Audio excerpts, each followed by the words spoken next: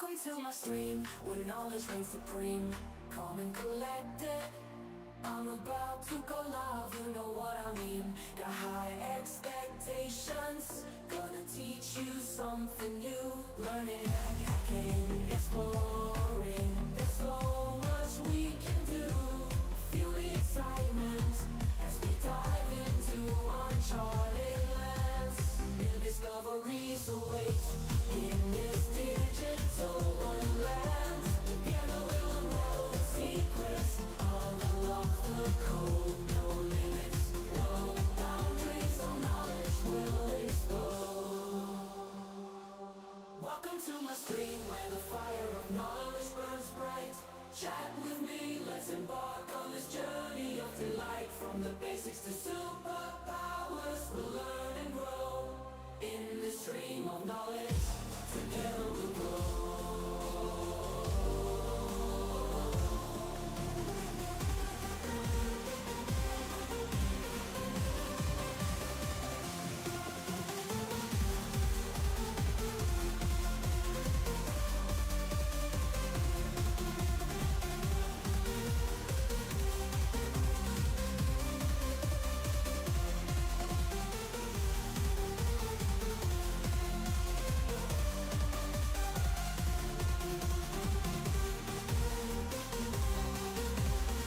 Connected to channel fixed at 42.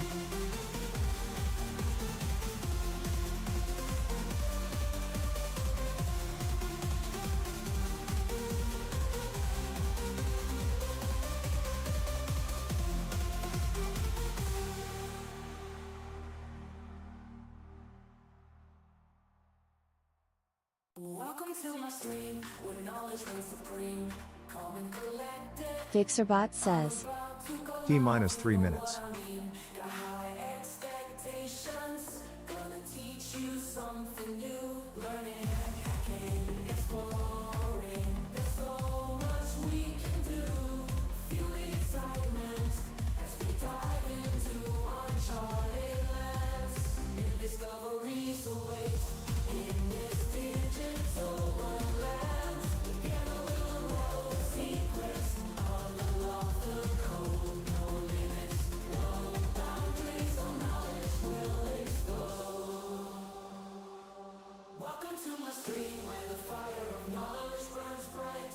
Chat with me, let's embark on this journey of delight. From the basics to superpowers, we'll learn and grow in this stream of knowledge.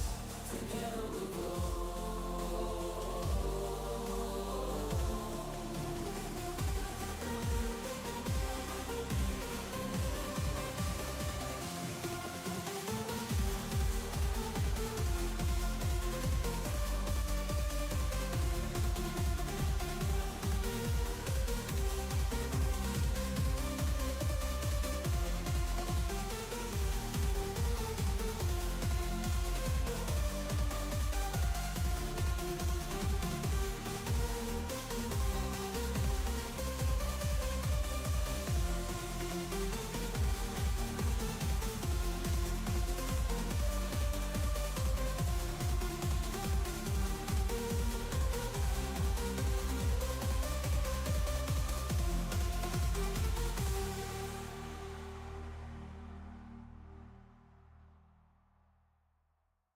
Welcome to my stream, where knowledge reigns supreme.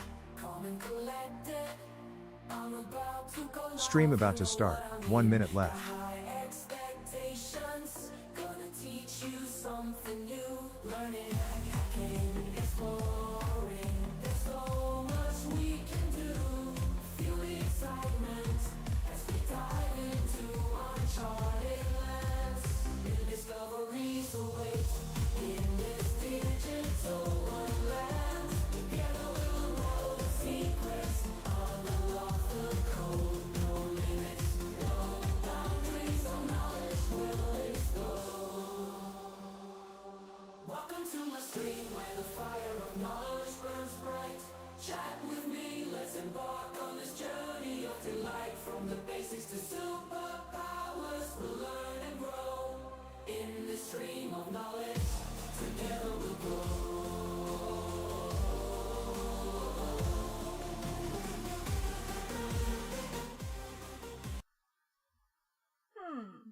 kind of ended quickly there, right? Sometimes it's like fading out, sometimes it's a bit. So, well, the stream didn't go as planned now. When I was leaving work, biking from work stream kind of failed, right? Yeah, so we have to fix the commands before we do anything else. Cause I don't want to, like, keep this bad. So, what it did do was to actually use the newly created stream transfer, which should have stream transfer TS and ST when I did SS stream start. So, stream start here, I did this command exclamation SS and it run the transfer. So, not setting it up for remote stream, but actually moving it to my desktop and starting the countdown. And we have to see why. Why did it end up there? I think I know actually. I forgot to change the. This is like a 2-second fix here. Because I just forgot to remove SS as the command. For the transfer, because yeah, it's still there, you know, so we need to delete this trigger because I was stupid and I copied this, so this is why stream kind of failed today. So it's the new command that's supposed to be used, not that one. I guess I could have double clicked it and changed it. Stream transfer here, this is the one we want instead. So it ran both, but it started with this one. And then it it started with this one and then it ran this one. So it started stream, but it also transferred stream. Which is kind of like, if it had just happened in the other order, this would have worked, because here's where it starts streaming. And this also sets the variable to true, and this sets it to false. So the plan was to test this command for the first time. I also had planned to test something new for the TDS there, but no, not today. Let's just see if my buttons are up. Yeah. So then we can get started with actual stuff. This is such a stupid thing. I wasn't like planning to use it already, you know. I should finish them. Oh yeah, so I just ate two sausages. But I have some salad too.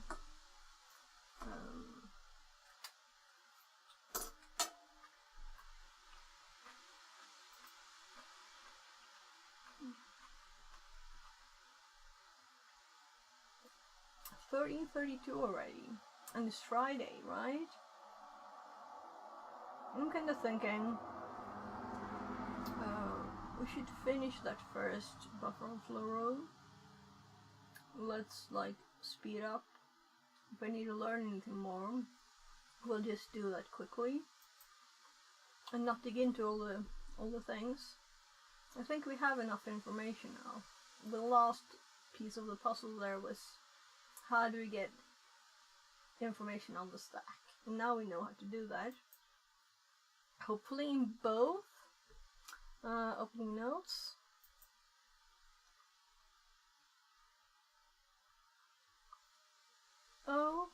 Oh right, they sent me ads on Twitch.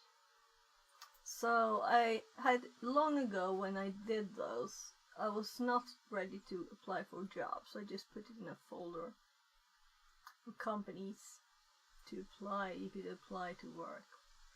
It's kind of funny that you get like cybersecurity job ads on Twitch. That's funny. But here we have the ones I wanted. So I might apply. I've just applied for one job. I might do more, but I'm kind of waiting for them to like wake up from vacation before I have a list of others I might. So I'm not in a real hurry. I'm more like want a good job, you know, because I want a job that I really like and where you can continue learning stuff. So I do have this job, the boring one. So, and then I want to continue doing this until I get a job in this area, and I have opportunity to do this at least for a bit more. So, yeah, I think this is the actual one. This is the Triacme room, and this was a quick way to find information there. This won't help on this one because we need to see the stack, right? Let's see, did we have registering for function info?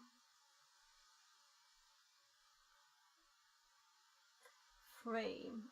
We'll have to do this, right, again when we have it up. Continue using the Triacme room as an example. Right, so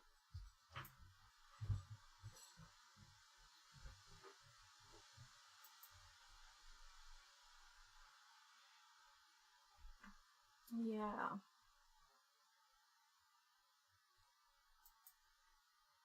I think that's that for R2.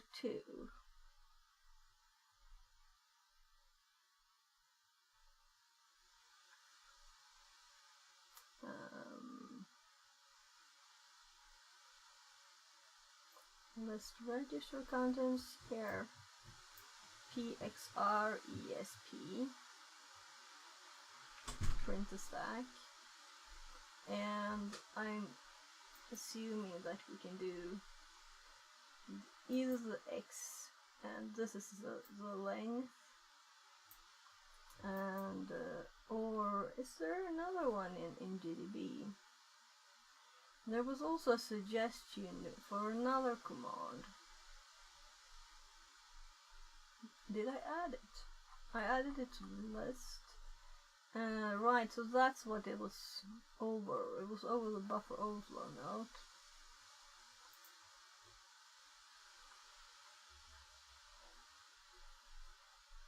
So I was sorting a bit. That's why I actually moved my martial arts to the private. That's why I was even up there. So I don't think that's like interesting for other people. And I'm going to add more stuff there. So if it's interesting for other people, you can tell me, and I'll add it back to my public notes. So this is really the difference between these notes. Yeah, you're not interested in my university studies or martial arts or my courses. Oh, it's empty even. Yeah. My content creation stuff, you know, that's not interesting for anyone but me. So it's not anything secret in here. I don't put anything secret on GitHub. I think this is one of my kids' names, but I don't think it is anything secret. I think it's like Minecraft stuff, probably. Yeah, maybe. Geometry dash image is made or something. Might be a bit secret, that's probably the only thing, but I don't think it's synced. It's just ended up there somehow. You know, it's just folders and files, so I'm going to sort it. I haven't synced this since I split them.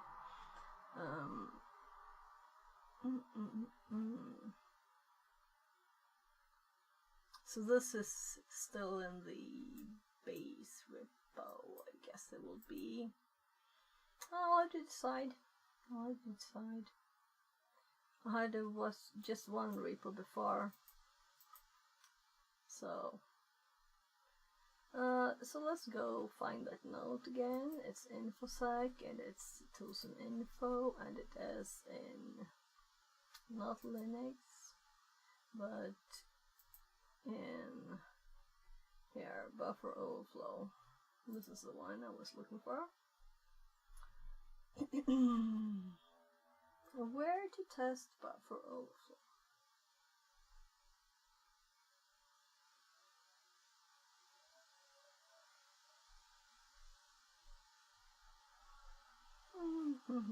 Oh gosh, yeah. I'm like, don't get tired now. We'll have to go biking again.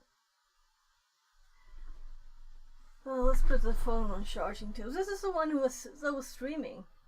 The old S7. That's kind of fun, right? So this was streaming just a bit ago. Yeah, it says I'm streaming. I'm like, this one isn't streaming, right? No, it's not. So, my plan was to have the TTS up on this one. So it's going up here and continuing being a camera.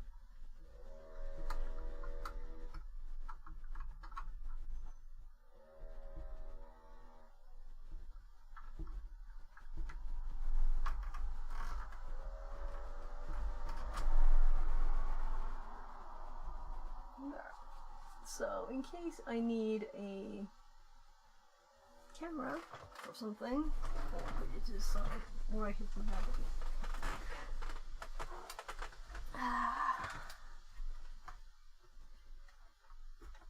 Here we actually have the tiny robot car here still that we built.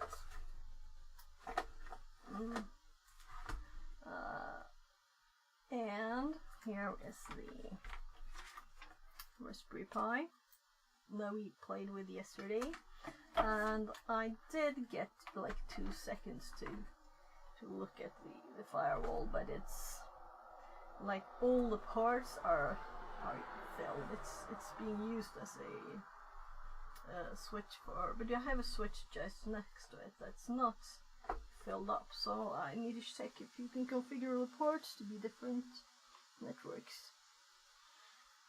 That would be nice, and it is kind of an okay one, so hopefully,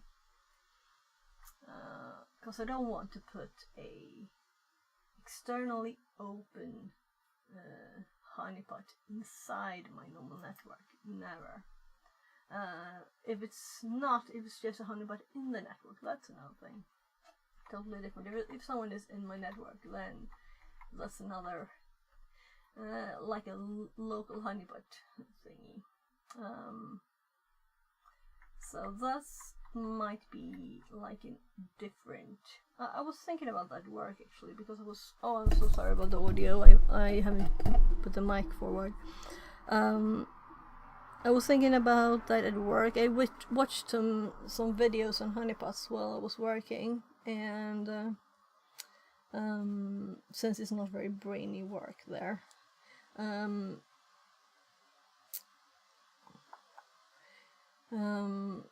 some people use like virtual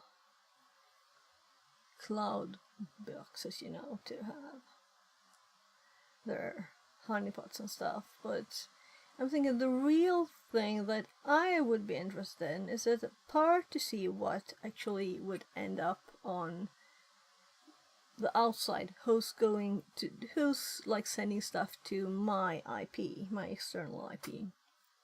And that would be kind of where this one fits, right?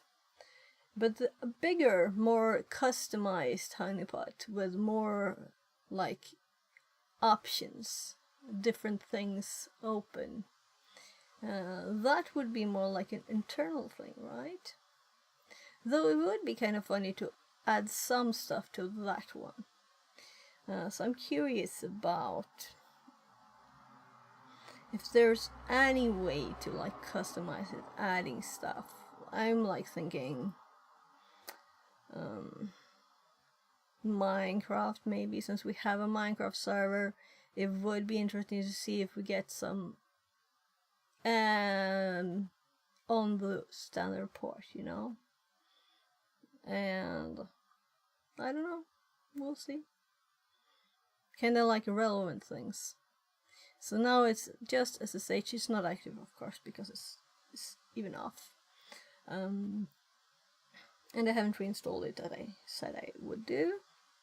And it's using that old API key that's not active anymore. I did check the installation just when I stopped stream yesterday. It actually did pop up the window to change the certificate information. So you can do that without like reinstalling it or anything. So I just entered new information there. Yeah. So you can do that by rerunning the install file. You'll get a question, do you want to make any, like, remove the old stuff? And I did. I think I'll actually put like something in the back of my hair here.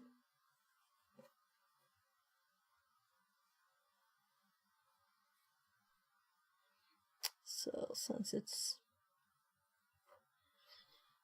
a bit out of the way, maybe it's a bit odd. We'll see.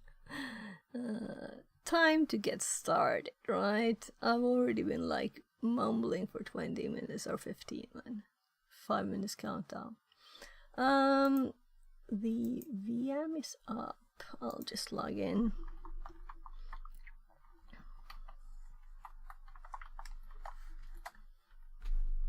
Yes, I want to continue with the Honeybot stuff, but I need to think a bit and plan first what I really want to do. I've watched a few videos on Teapot there, and you get like, if you do the normal standard one, you get like 1 million ports open. And maybe that's a bit too much. I don't know. I thought this was like says, too little. "Hi, hope you are keeping good. I have been working different work hours, so haven't been online during your stream times. Frown. Was working USA time zone instead of EU. Frown." Okay, welcome back, potatoes, welcome back. So I just went back in from work a bit ago and just ate, so if I look sweaty, oh yeah, sorry. Yeah, so welcome back. So do you work EU times now? Or are you just here anyway? Yeah, so some people like having it like a stream in the background when they work. I do sometimes too. So it all depends, I guess, what kind of work you're doing, if you can have stuff on or not.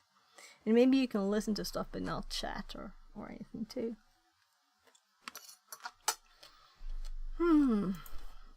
I'll just start the VPN.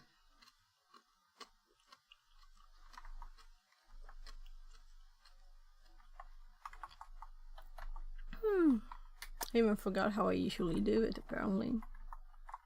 There, I'll just essay my thm.sh.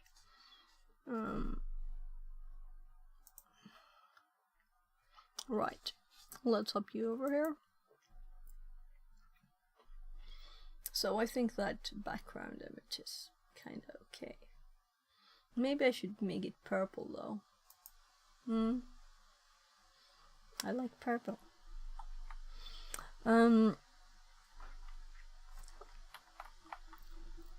Right, so now we have been SSHing to the other one. Well, SSH user one, right? So it's not like I didn't have to retype 4 letters there. Such a time save.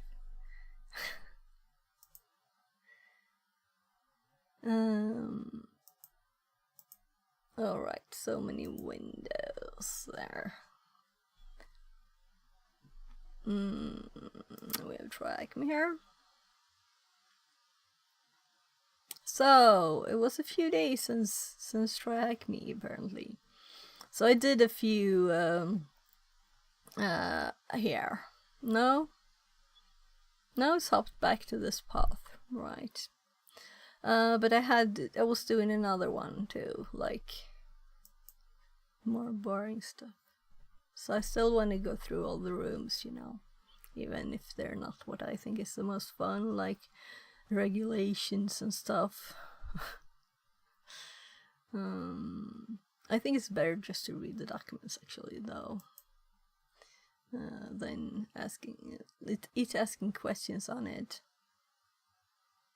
We need to go to the other room.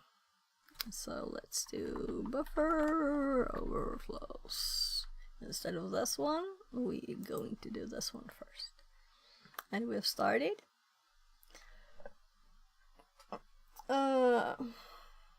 So when I wrote the stream text, I wasn't sure, but we can do this, right? I have learned so much since I started this room, so it's crazy the difference. And it was at least a week since I read it, right? It must have been. The time is quick. What do you think? Should we just read it? Although I read it some days ago, we've been looking at these articles, and this one is actually kind of the same thing, I think. So this is not the same. It is another thing. So it's not like we're cheating if we're looking a bit at this, right? You have to remake it into the other one. So yeah, they're creating a pattern and everything here. We'll kind of do this, yeah. Let's kind of use this as a help, because let's see here.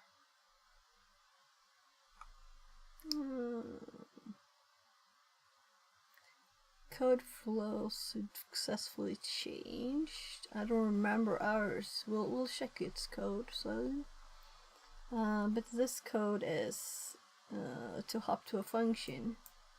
I don't remember what ours is yet. It's actually here, right? So, right, we have a buffer in a function.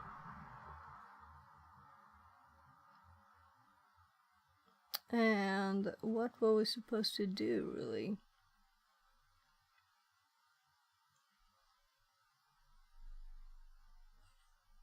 Yeah, maybe we shouldn't read it all again,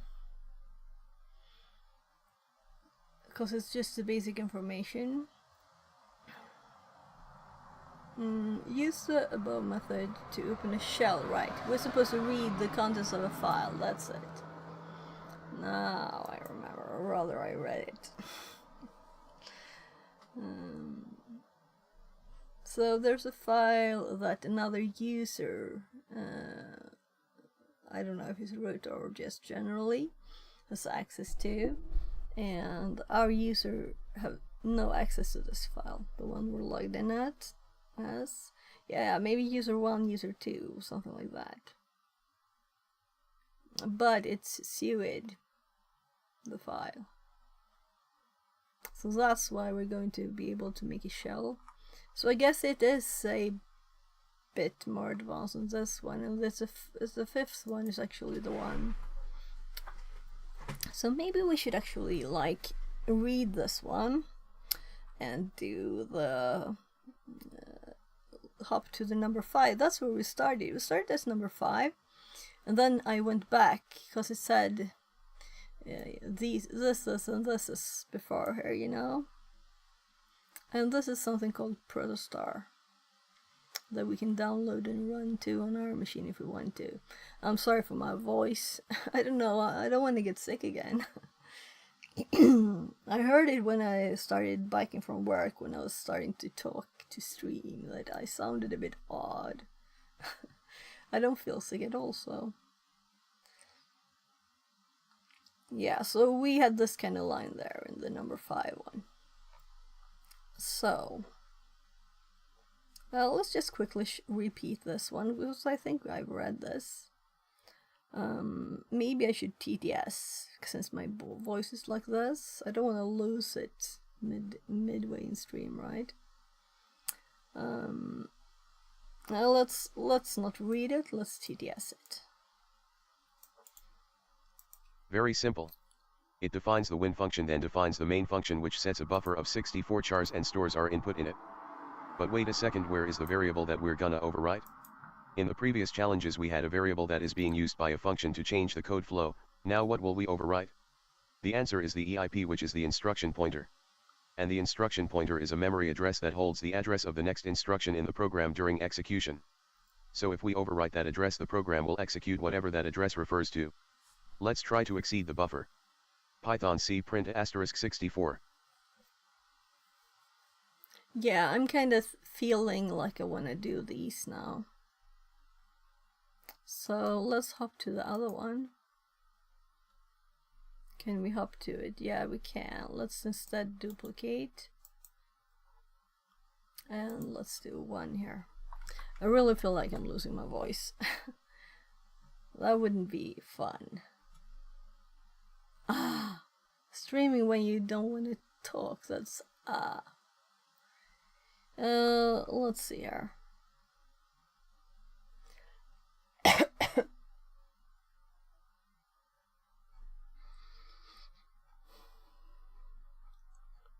I was expecting a link in the first one.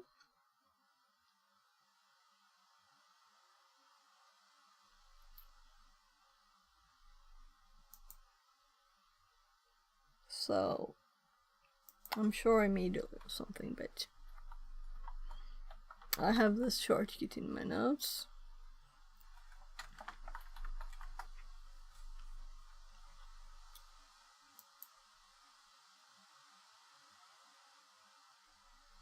Oh, right.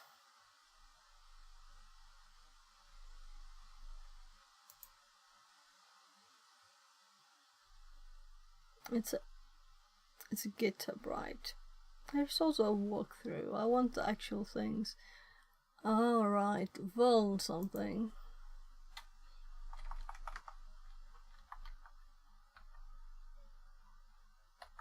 Whatever. Found it. So this is the actual thing. So we can download it.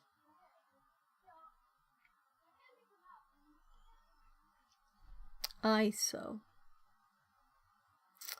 Ooh, it's an ISO. I was thinking... Okay, let's go for it. So, we'll do them in parallel, the Track Me one, and since we have done the Track Me ones that are easier than these. This is Izumi says. What is this? 0. So, welcome in. So we're learning about buffer overflows, and these are exercises to how to exploit buffer overflows. So let's see, what is this page? Oh, so this, I had this page up and I was like, what is this?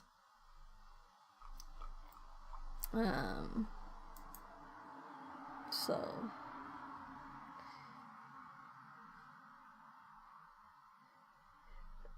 this is VM. Now let's actually read.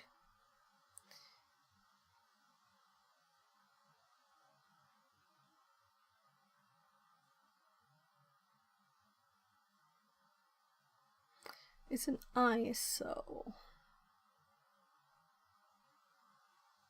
And what happens here?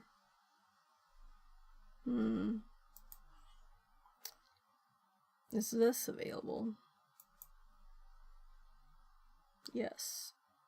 So it's taking 50 seconds. A tiny image. So there are lots of like write-ups on these, so what it said here, take care what you download. We know that this is like a serious thing.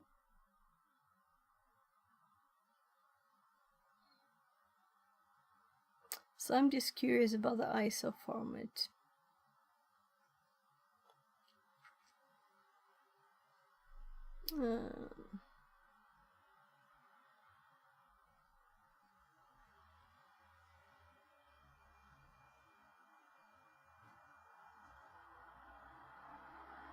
Well, let's just boot on this.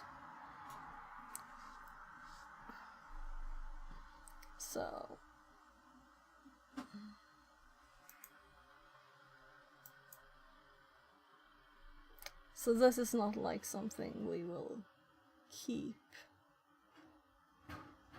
I'm thinking we'll just typical.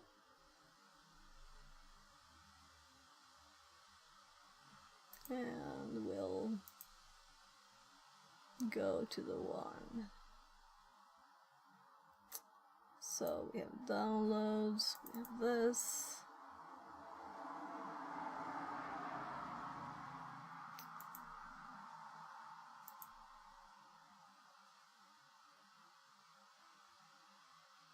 Yeah, this is okay. We'll just remove it when we're done. Oh no. Disk size? Yeah, I don't think this will need a lot, but 8 gigs as a hard drive size. That's a bit tiny, right? Let's give it 80 then.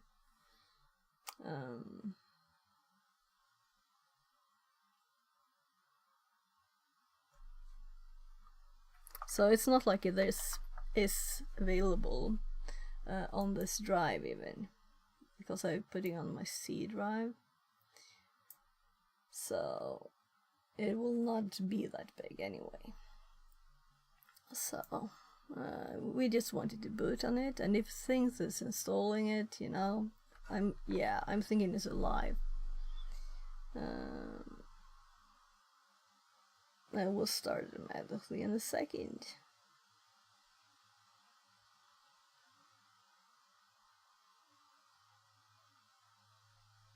So it is tiny. So what login are we supposed to use? Once the virtual machine is booted, you're able to log in as a user with password user without quotes. So we're supposed to do user.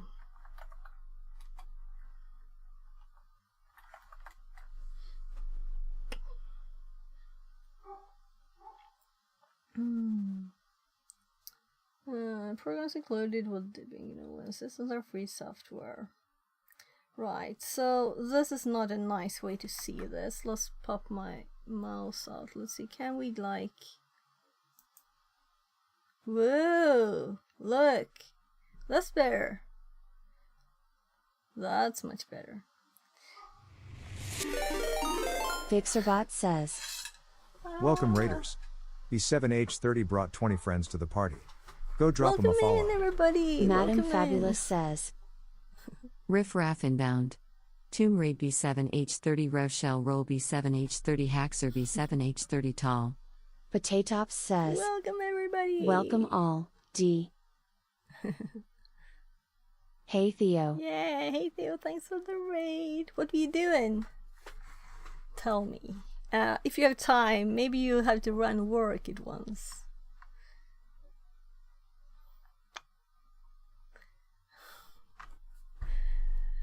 So we're looking at this. Exploit exercises, Protostar. So we just downloaded this ISO here and we logged in as user. So we're going to see. But I kind of know the first few ones. The levels to be exploiting can be found in the OBD bin level. OBD protostar bin. For debugging the final levels, you can log in as root with password god mode. Without the quotes. Yeah. So we have this ISO. Oh right, with number 2 there, right. Yeah. So here, if we need help, there are walkthroughs available here too.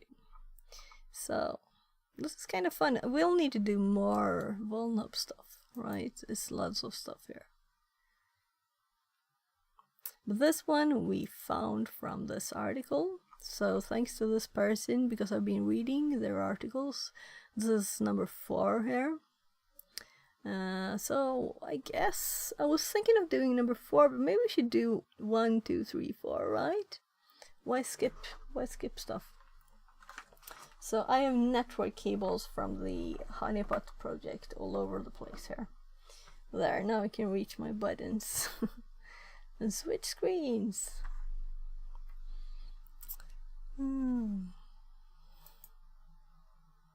So let's go. I'm just checking that everything is working, like the TDS is working, and I can see what I see. Right. Let's look. Oh no. Do you know a problem? I need to change the keyboard. Quick Google here. So we're in Debian.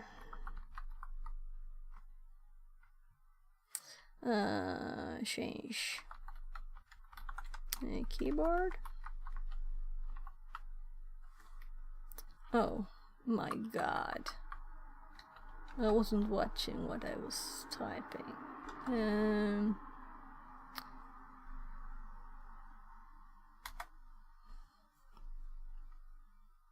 Yeah, I kind of think we might need to...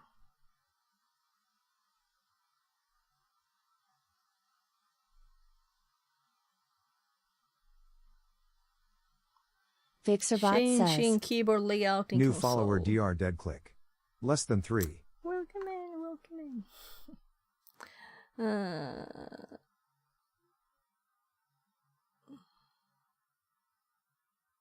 So local ECTL to change console keyboard.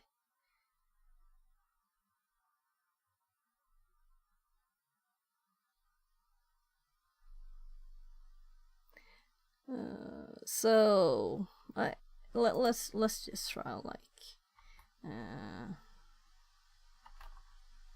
don't know, what was that name?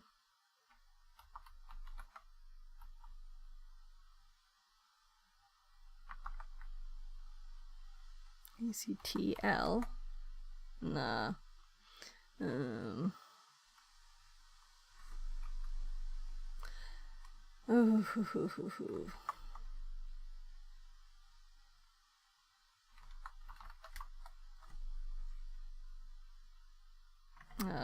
I have to control alt every time I click that one to get back.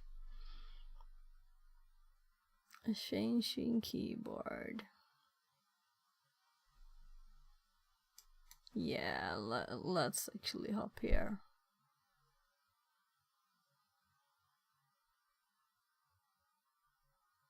Okay, load keys.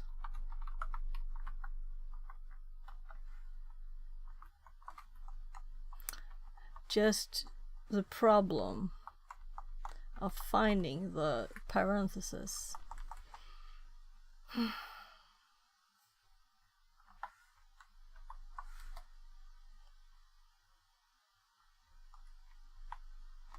Okay, load keys, and if I click my shift 9, which is for me it's other parentheses, And then we try. So where is this key? Not there. Where on earth do you have this? Oh, it's... No? Ooh, I found it. That's an odd place. Shift and my A letter. So SE. Can we try this?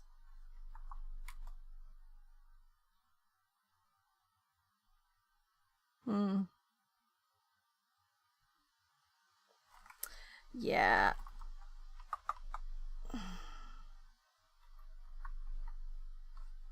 Exploring. Where are the keys? Oh, there it is. On my plus, there's a minus. Well, letters should be the same.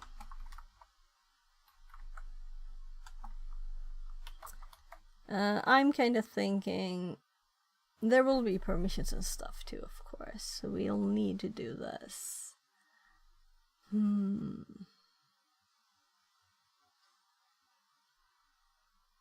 We do have the root, the password though, so we could just...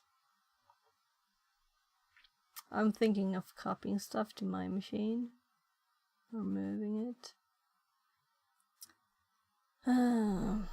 It wasn't opt, right? Yeah. So I always LSLA. I never do just LS. So it's very odd to not find the keys for that. I will get annoyed if trying to find keys, right? And that's not what I want the challenge to be. If you have any suggestions on how to change the keyboard in this, or I can just learn it. So let's see the bin and ls and plus la,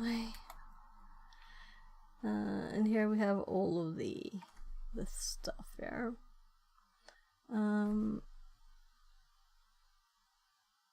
So we want to do stack. And these are from 2011, right? So I'm kind of thinking versions of Linux and stuff. That this isn't very new, but let's see what we had here.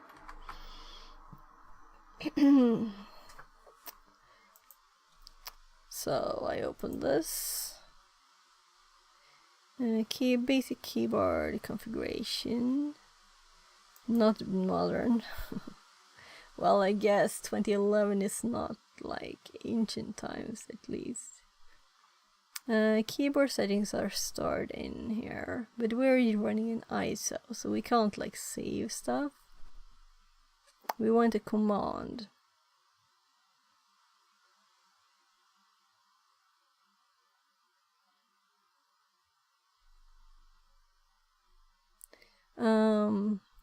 And I want to say Swedish keyboard. Let's actually...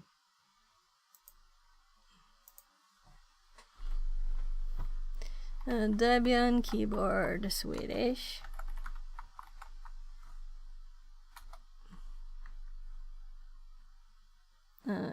Command.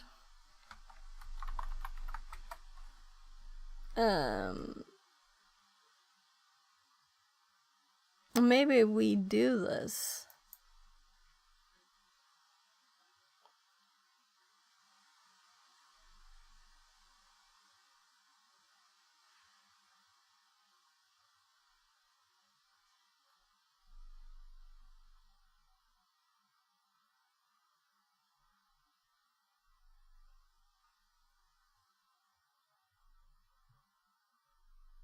Well, listen, team.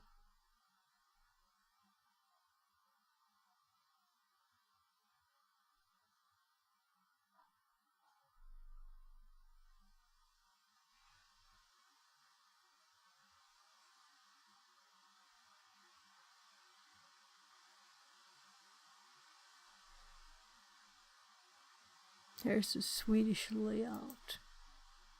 Yeah, this is what my keyboard looks like.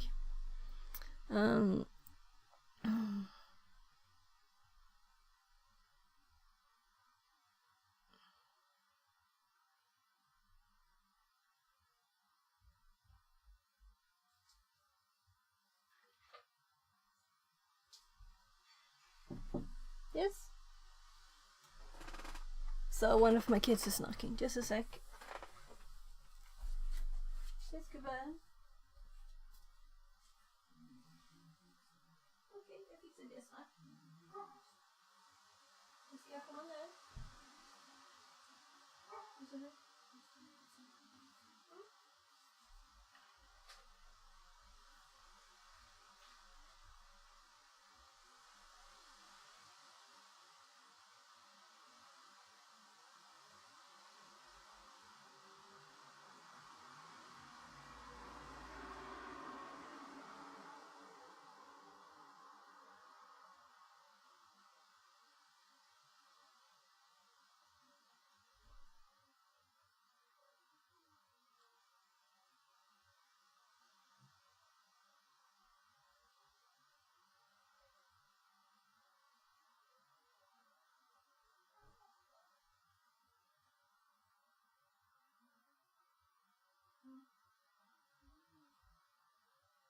Jag fixar det när jag fixar pannkaka då, gubben.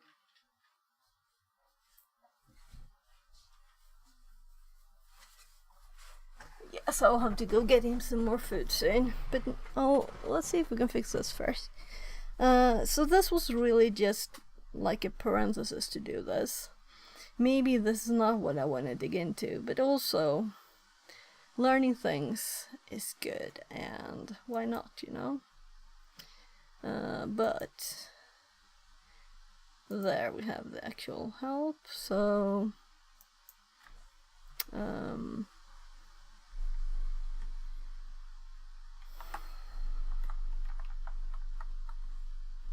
how to dynamically manage input source setting from the command line, right?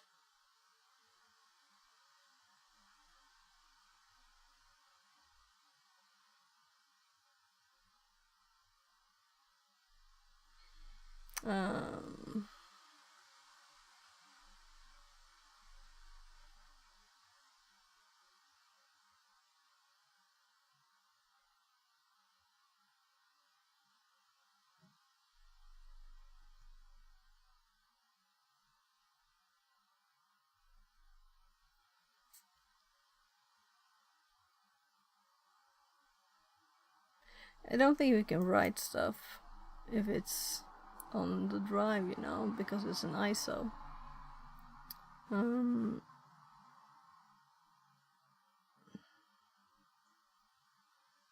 Or maybe we can. It's running it as a virtual drive.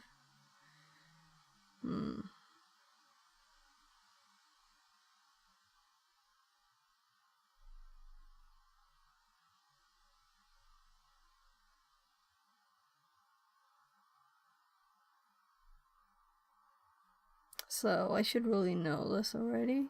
I feel like I should know this. It's like a very basic thing to set.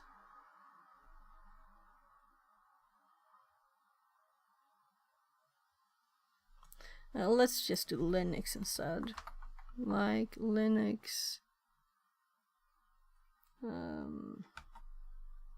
keyboard.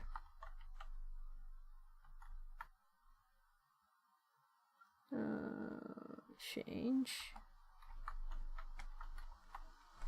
Let's do Swedish.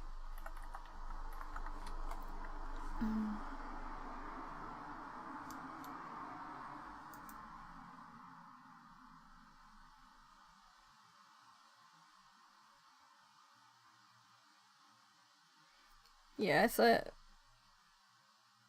here we have names of stuff. That's always good.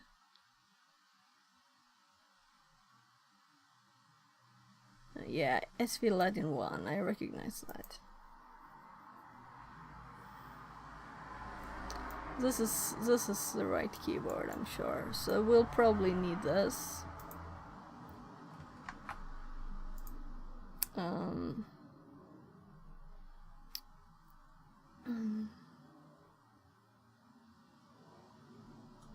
So that wasn't very useful, but it was kinda still. We need command line or terminal. Terminal is better, right?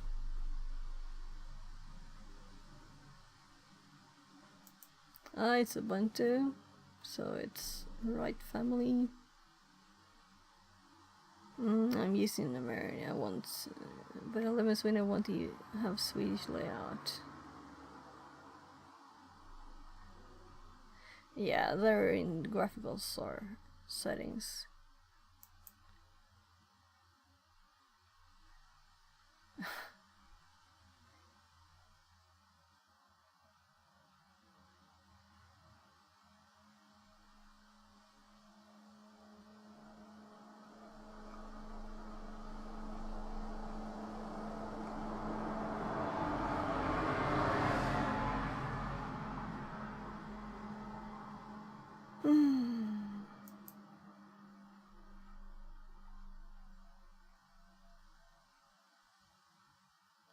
Yeah, so I don't have any history on this machine, but that's the command I tested before. I don't think it existed, right? A local ECTL not found. Oh gosh, Control L to get out. So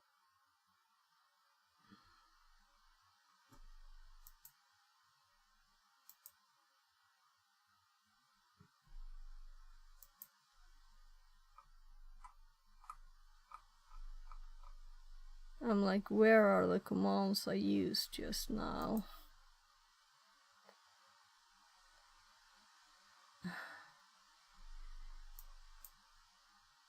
Seriously, I feel like I've never used a computer before.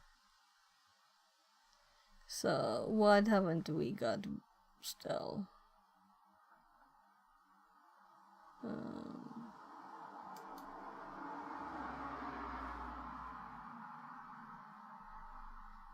That's a Latin one. Yeah, I should have seen the icon there. We did install that. We still installed Black Arch and it was horrible.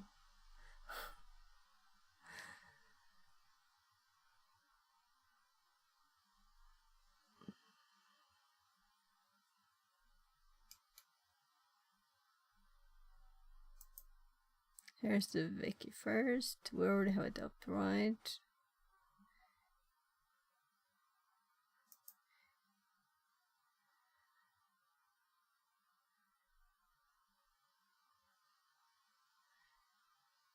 We can always try this one, but I don't think this will work, right?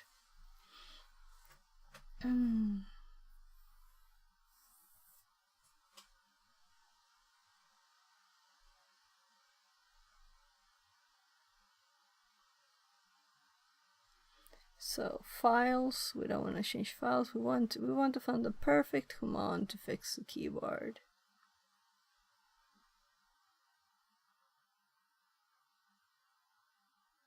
By the way, we didn't actually look at the page itself, right? So did I put it like somewhere here? I mean, let's close this.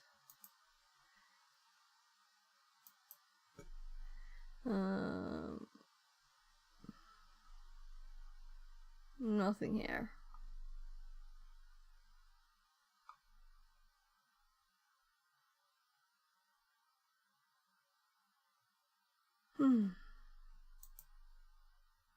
Yeah, so Wupinion says, Hello, Fixit. hello, welcome in, welcome back. So I'm trying to fix my keyboard because I can't type with American keyboard on my Swedish keyboard. It's such a mess. I want a general good Linux. So I'm kind of thinking ChatGPT now, because it's a quicker way of Googling this kind of thing, I think. Don't talk to me about keyboards. So Mine sucks. we have Debian. It's 2011. Cost me £80. Oh. Okay. So I don't know how much mine was. It was like £10, and it's got the blue lights, and it works good. Though it couldn't handle getting poured water into. That's why I had to rebuild 2 into 1, because one was worn down, the keys. Aesthetics. Debian 2011 change. Keyboard to Swedish. At terminal. Epamaker awful make. Okay. This is Del Taco. It's, I don't know if it's Swedish, probably.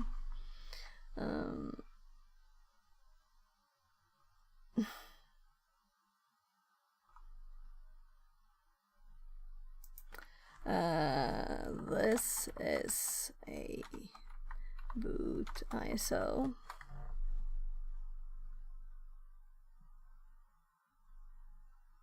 Does it understand?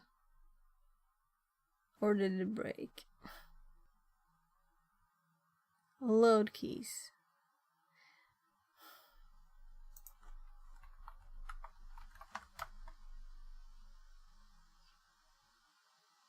Right, I will leave you to hack away in peace. Have a good stream. So, load keys has something there. It exists. Right? It exists. I don't know how it works though. So let's do load keys. Let's see. Load keys. Thank you. You don't want to stay and hang out and let's see. Load keys. Let's get that one open, and let's do SV Latin 1. Oh. Yeah, because I didn't have the right keyboard, so I typed it wrong. Load keys there, right? Latin 1. Ah, and I missed the SV.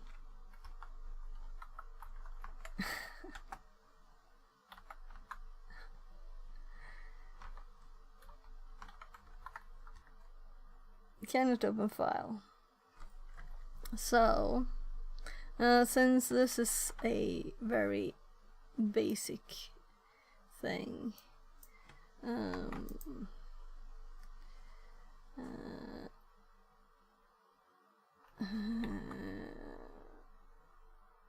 well, we can do sudo, but I don't think sudo will work, right? Because this is the user. So let's do sudo load keys. SV plus Latin 1. I just want to get there now. Yeah, so we definitely don't have the special characters or anything. This is just...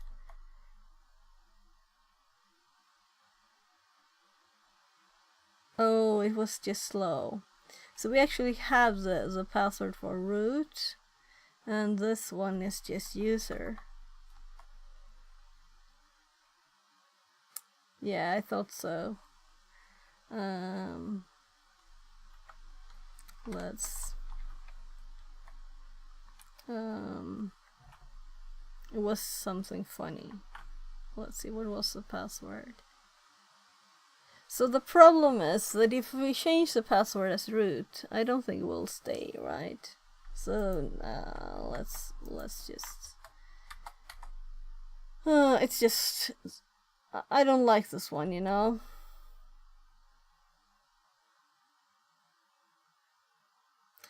I think I will just skip this. That's it. So let's close this virtual machine.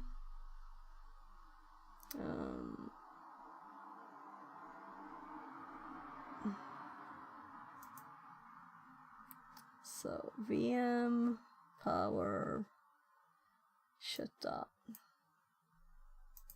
and we will skip doing that, and also we want to delete this one.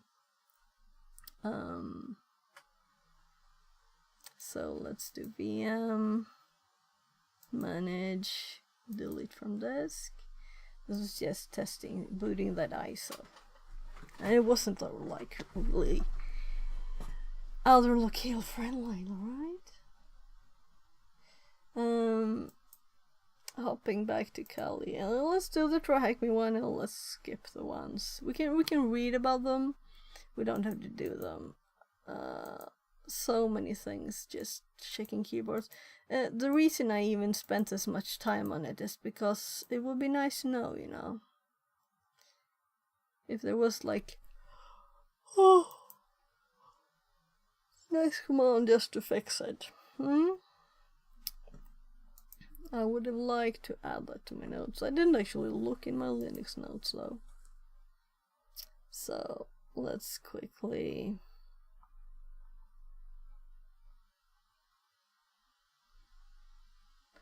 Linux. Do you have anything about keyboard stuff here?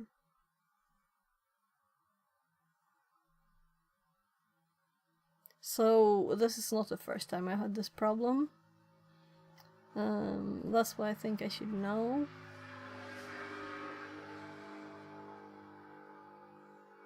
Whatever. Let's get started with the buffer overflow stuff instead.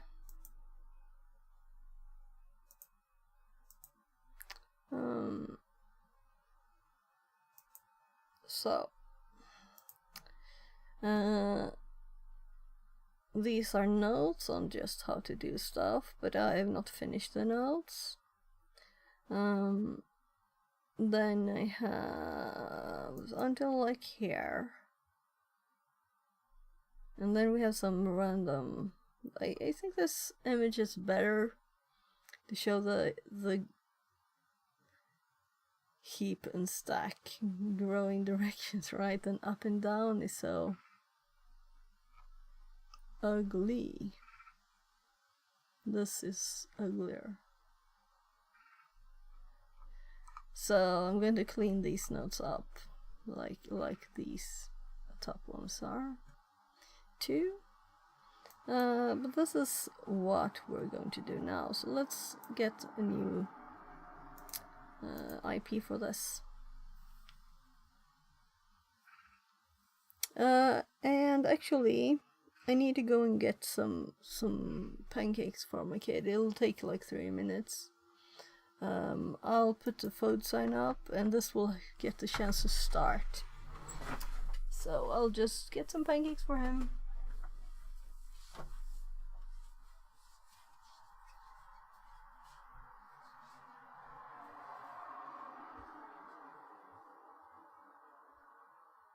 You kan koka lilla bön.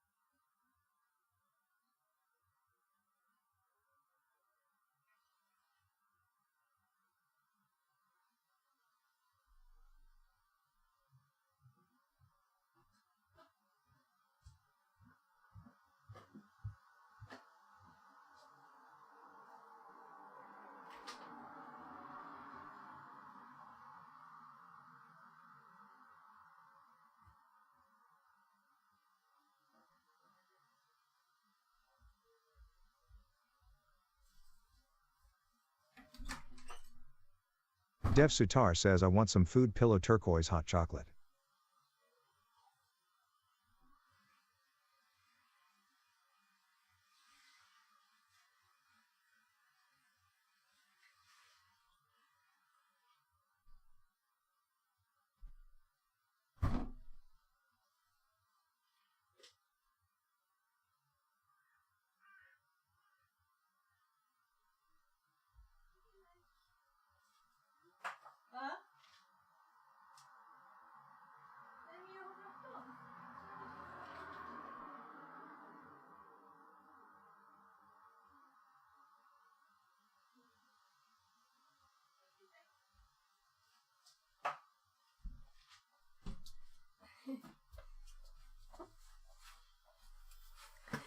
Oh, should I make more food?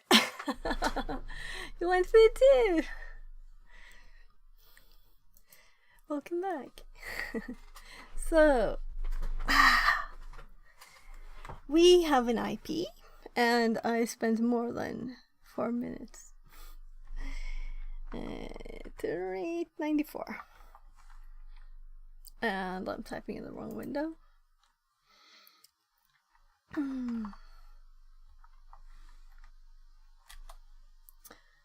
There, and we have connected several times to play with us. User 1 password. There, and we have these. We go into overflow 3. We're looking here, and there's the secret txt text file here, the user 2, and this one with user 2 has a suid here. So we're going to get this one to get a shell so we can read this. That's what we're supposed to do with this one. So let's see, which is the best? Should we do R2 or should we do GDB? This is my post hard drive backup. I don't want to do that during stream, right? But it's been going for like 24 hours now.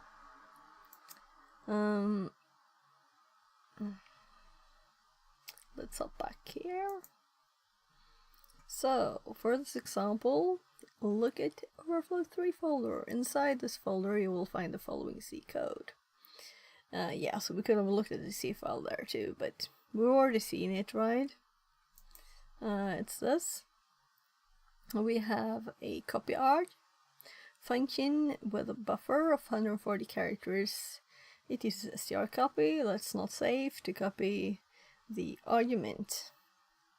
Here, argv1 is sent into this, and it's copied into the buffer, and the buffer is printed as a string then, and that's the whole thing. Then the program ends. So we need to like overwrite here, both with like a shell code, and overwrite with the address to that also. That's what we're supposed to do. And let's not read everything. It's kind of saying like what I said, right? It's talking about the last task. It's giving us shellcode here. And we have disassembled this one to see what it's actually doing. And it's in the notes, of course. So I don't know if it's in here. Yeah. So here is it, but in the buffer overflow one I have made notes here underneath. So let's copy this to Here, why not? You know? Can't have too much notes. Maybe you can. You can't have too detailed notes.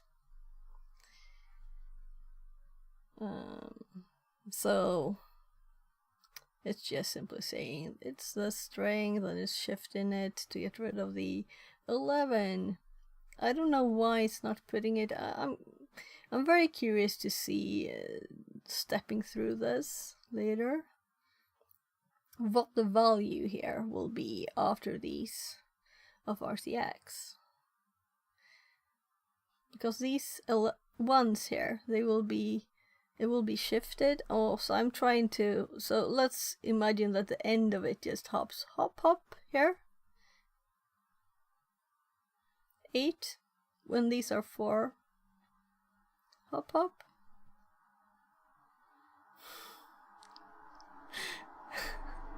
Sounds very serious, right? Hop, hop. Sorry.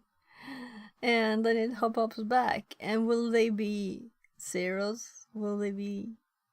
What will they be? They must be zeros, right? Or ones back when they're shifted right after shifting left. Anyway, then it's pushed to the stack.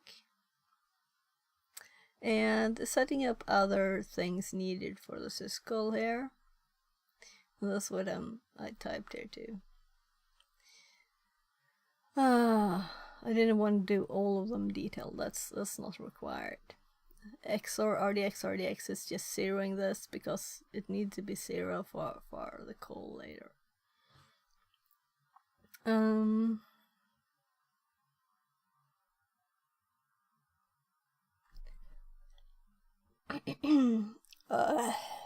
Sorry.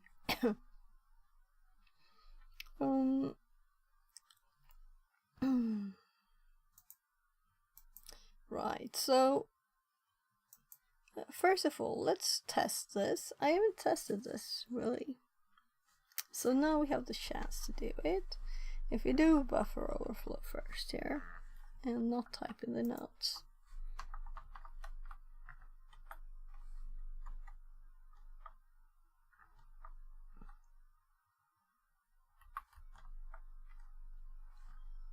What's wrong? That was wrong. Here's the product echoes out your input segmentation fault. So it gets a segmentation fault from no input. 1, 2, 3, 4. So it's because it's assuming an argument. That's why the segmentation fault happens.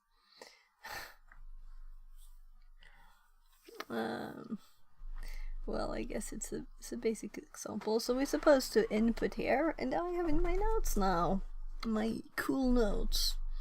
I have several things to input to this. If it's an argument like this, we don't pipe it to a program. We can do like Python here. And we can do something like this. Yeah. And that's why I have all of this in one big, because we have the characters that OBS uses to start a string and stop a string here. And this is the best way to we can also, I started using a pre, but it's better to have it this way, I think. So if we were to like paste this here instead, yeah, I did the whole Python thing, right? Yeah. So let's just, this is just letters too, you know, this is nothing special. But we could do, we have 140 characters. The shell thingy is 30 characters, because I know this because we have been playing with it, you know. So if we copy this and we put it, we can put it here. I'm just randomly clicking the wrong thing. So I'm thinking we still need something, but we could do something else on that. Oh, there. So we have the 30 characters here. Let's just get something started. We can start with this too, right? And we could remove this. So let's start our thingy with that. We have 140 characters and this is 30. And then we can do plus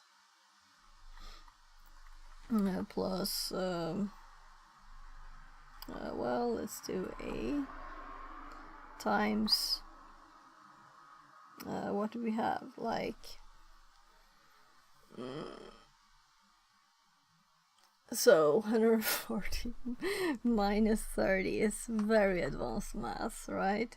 So now we should have our normal buffer plus like the space for null covered. Then we need to add like something to just see where on earth we end up. So we can just do like let's do some letters and see what happens.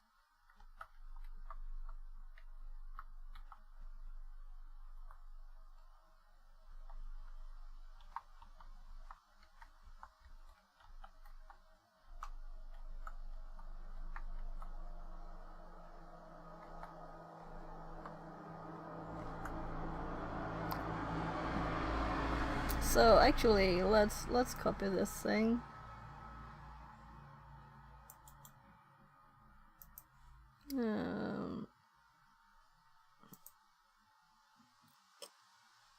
Gosh, I'm tired.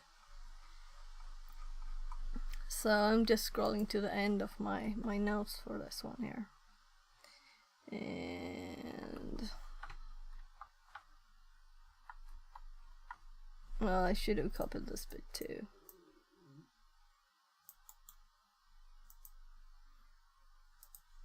I'm just putting it here. So I'm not thinking that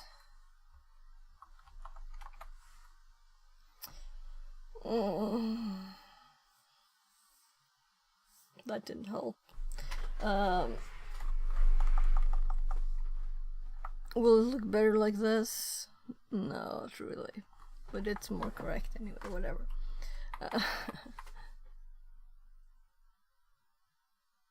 I need a quick bathroom break, sorry. I'll be right back.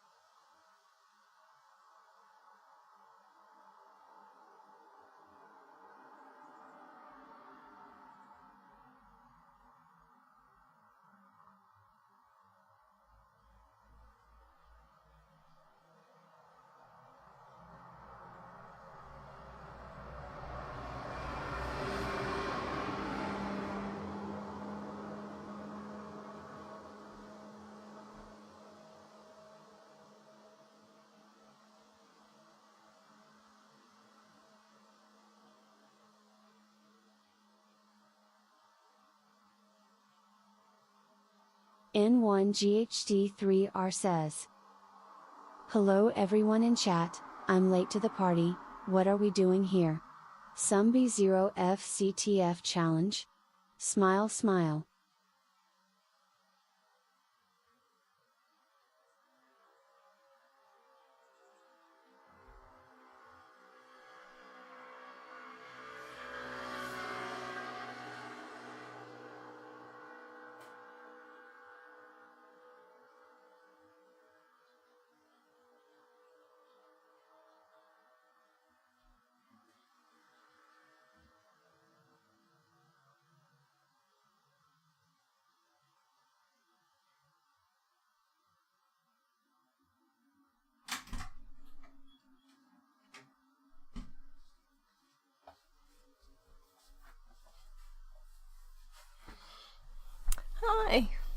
welcome in. Yeah, this is a track me room called Buffer Overflows.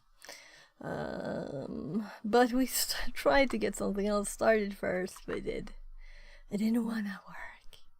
So this one uses American keyboard, so I was like, nah, typing everything, no copy and paste, it's just you boot this ISO. So I'll need to figure out how to make Swedish keyboard on this first. Otherwise we'll have put like track me in the title there. But this is the room here, Buffer Overflows. So it also gives us this.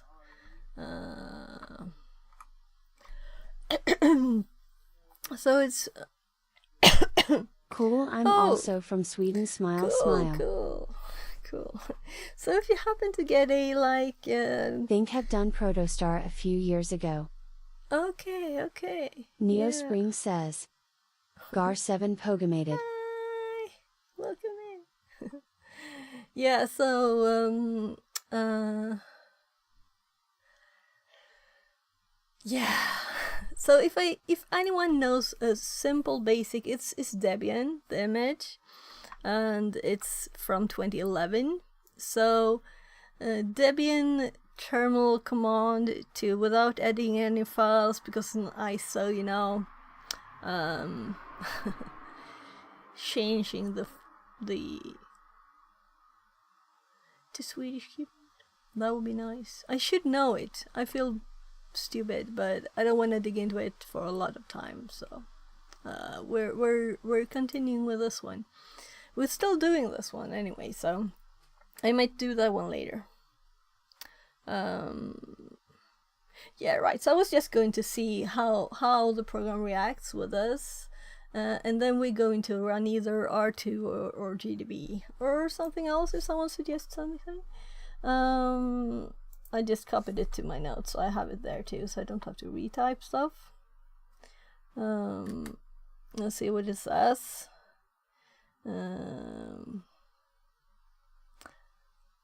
Oh, value error, invalid. So, let's see. So what did I do?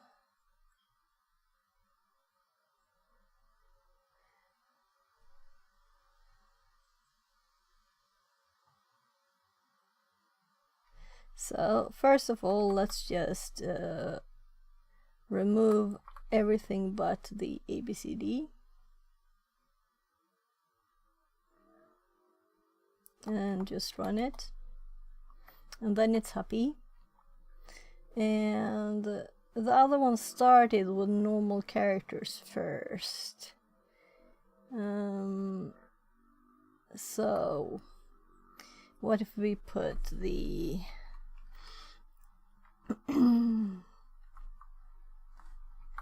A times, right, let's just think 2 seconds. I'll just check my notes. What did I really have in my notes? Let's see, what was my example? I'm going to the wrong place. Yeah, it's star, just double checking. So you never know, you know. Then let's hop there and delete this here instead. This doesn't matter at all, you know. We still get the invalid X escape character. So let's delete this one now. We still get the same thing. What if we do like 30 here?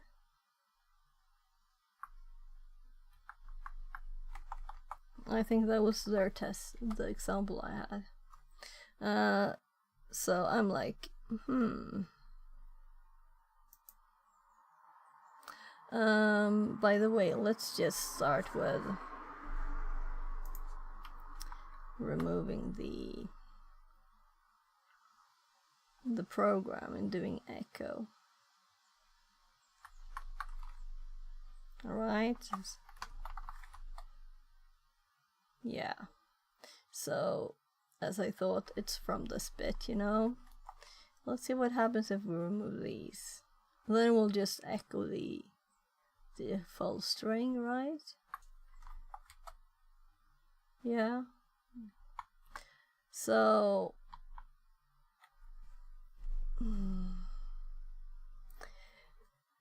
let's go back to the original string.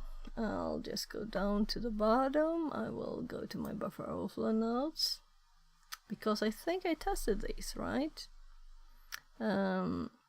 So what did I have here? This I used echo before. This is from the room to use Python. So this bit here is supposed to be no problem. So let's just do echo first, and it echoes this, and then we put the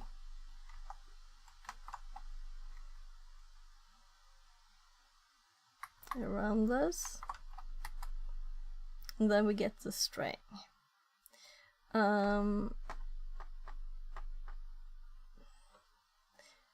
So what changed between these two? Let's put the shellcode in this.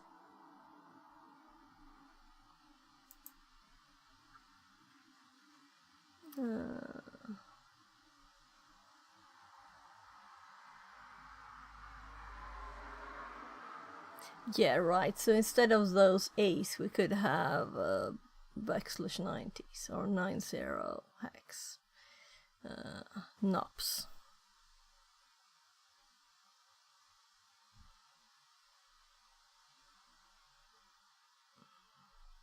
So I'm like looking for where I put it. There, copying it again. So if I just replace these with other characters that are not really printable, we get invalid escape. So we shouldn't use Python then. Let's test something else. Let's see here. So the room itself. Did I change anything here? I just clicked. I don't think so. Let's copy it from here then, because this is where we got it. It's kind of a bit funny here with the space, right?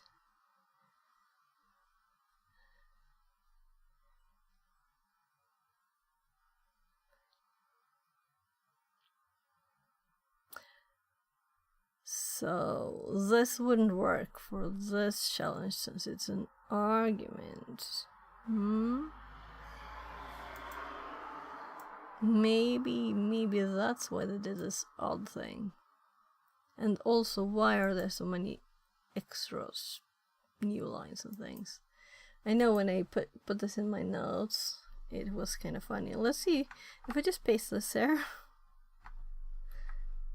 Yeah, I thought so. You know, there are lots of new lines in there.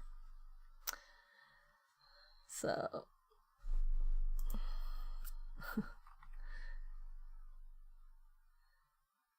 and there's also Python C, and then they have this into this.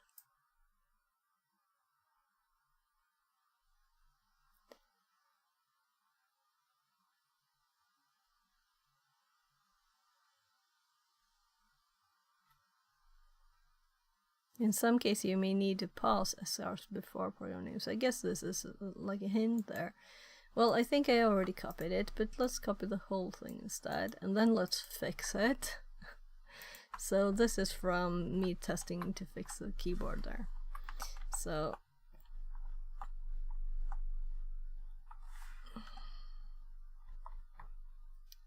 do you think it's one line? I think there's still one extra here, right? No, it wasn't. It just broke it there because it needed more space. So funny place though to do it.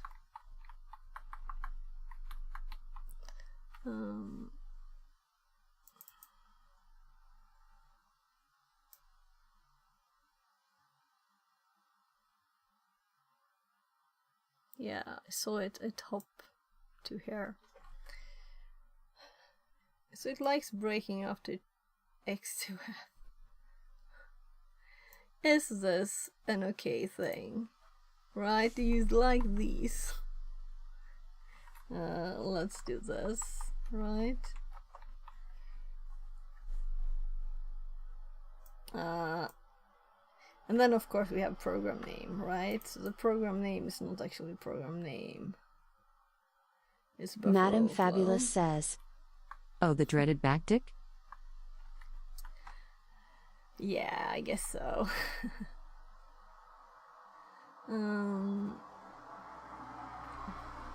So buffer. It's just called buffer overflow. So let's see if we paste this thing here. There, just get rid of that thing. So yeah, this is its own thing, right? So let's edit it more. It's doing 41 times 60. 41e, right? Python C. And it's printing it, it's piping it into there. So first of all, let's just skip the piping.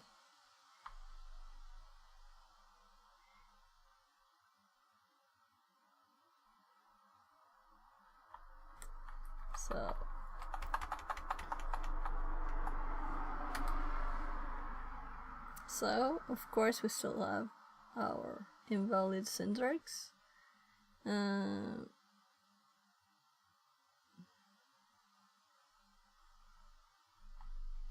So this is annoying. So it's pointing up, but it's where really? You know? It could be anything.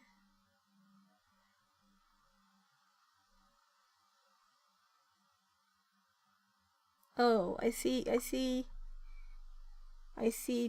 several of these. This I fixed already, right?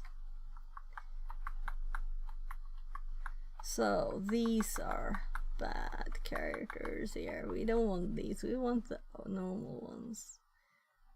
Normal apostrophes, I guess they're called, right? So, and we should really add the pipe again, which is annoying. But let's just run that, and it works.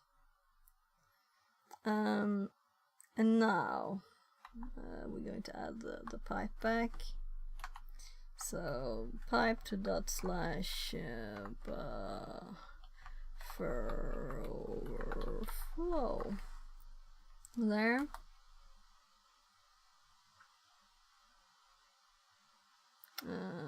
Yeah, that's the Shinjamin syntax site I official used. says. BSD viewers on, web link. Ooh.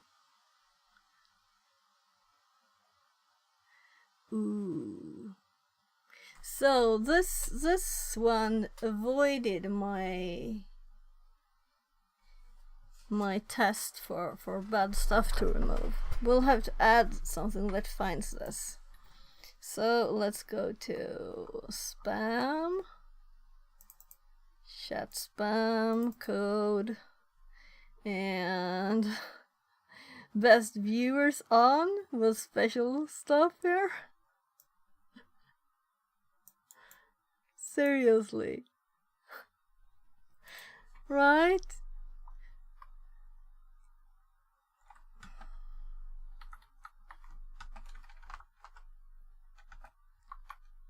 So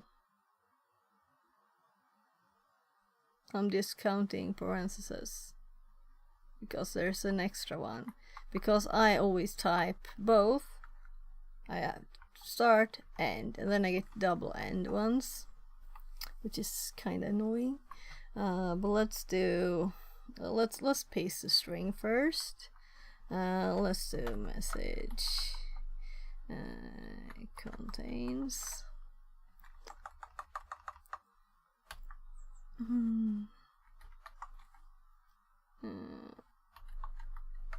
Not a good editor.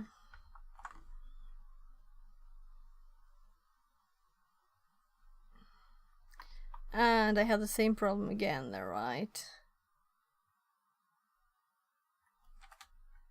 No, not.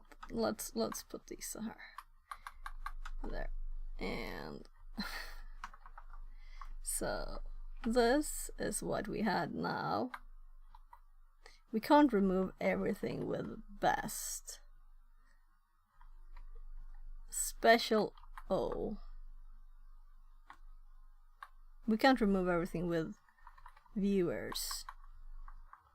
So I'm thinking we'll have to do something more complicated later. No, I won't do anything more now. Let's just delete this one too. I'm thinking if we like question mark here and stuff, you know, but we'll have to make a more complicated code to match stuff. So anyway, we have best viewers, cheap viewers, odd special characters. So there also, let's actually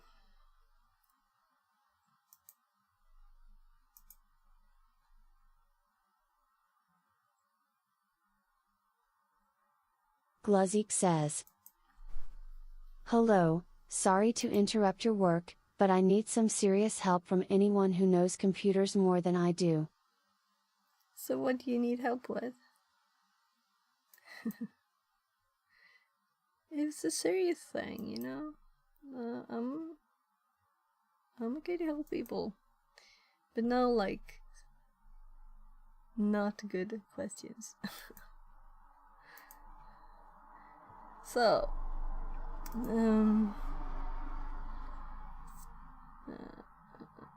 yeah, so I don't think this might be the thing, so let's change it. And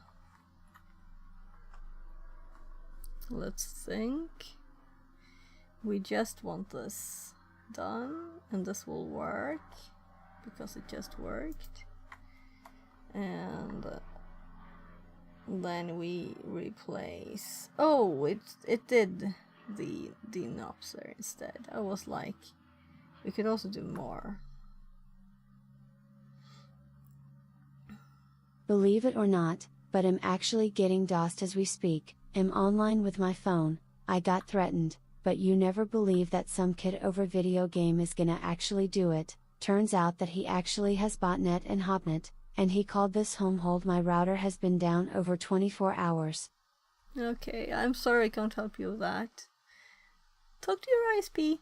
That's the thing. Oh, or just call the police. I don't have a good tip.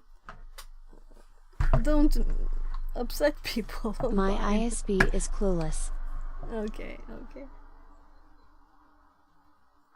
Because if it was like, if this is like true and this is happening, they should be affected, you know?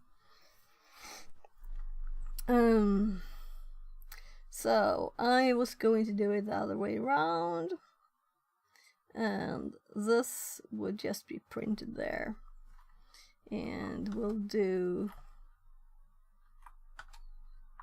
and let's do echo here, and let's hop to the end of it, and let's do this again.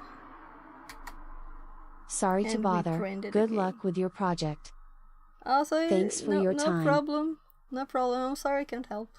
So,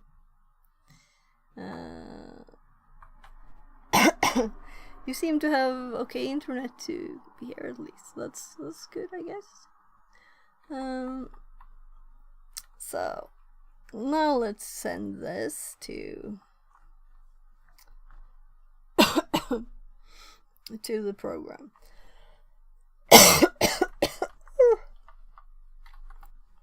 Buffer overflow. Sorry for coughing. I don't know what happened. So it echoes our input there, all of it. And I'm going to change it to what I had instead. So why did it had 41 times 60 here? I don't know. Well, let's just remove this because it's there. We can keep those. Well, I'm sorry. What did I have? 110, right?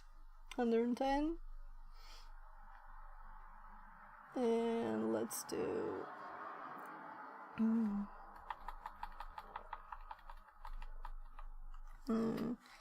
A, B, C, D, E, F, G, H.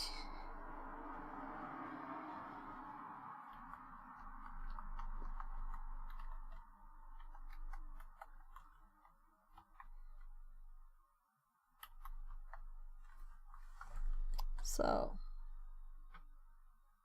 it's printing it all back, but we're getting a segmentation fault this time.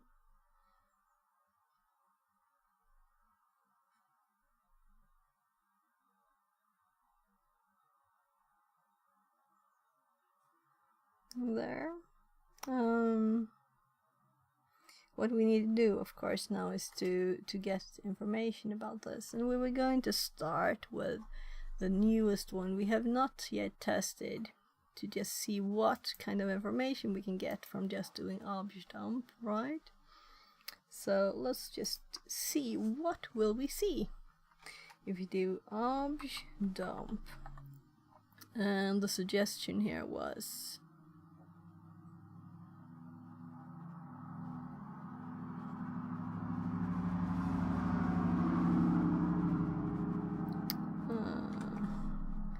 capital D, capital M. And let's do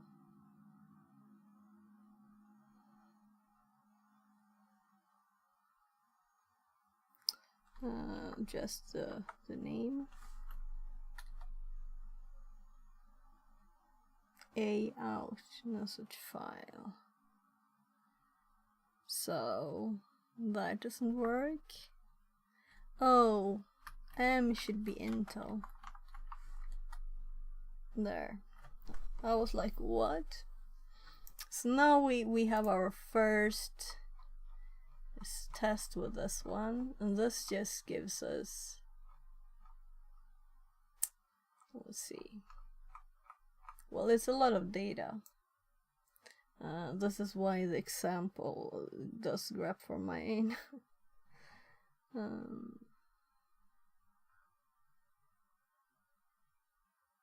Since I haven't tested this one at all, I wanted to see what it looks like.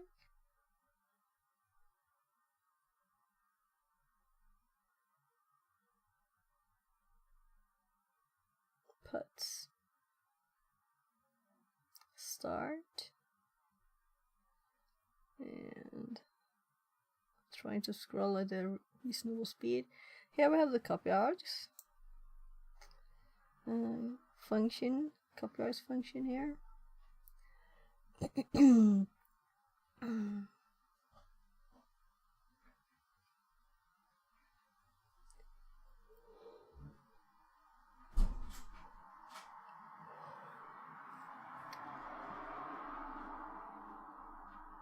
So I'm not going to like read all the assembler again because we already have this. It's already done. We have it a bit prettier here. So this is output from It's just made into images to keep the pretty colors. But what was it output from? I don't know if it's R2 or GDB. I don't recognize them instantly. R2. So here I also did both, you know. Here's GDB output. Looks like this. Right, we have like a GDB prompt here on that. And R2 we have the memory address instead, which is kind of like helpful, I guess. But we don't know that we're in R2. We probably know what we started, right? Just me that don't remember stuff. Oh. Well, this also makes a few comments and stuff. And pretty colors. We can just compare the main function here. So, yeah, so since I said Intel,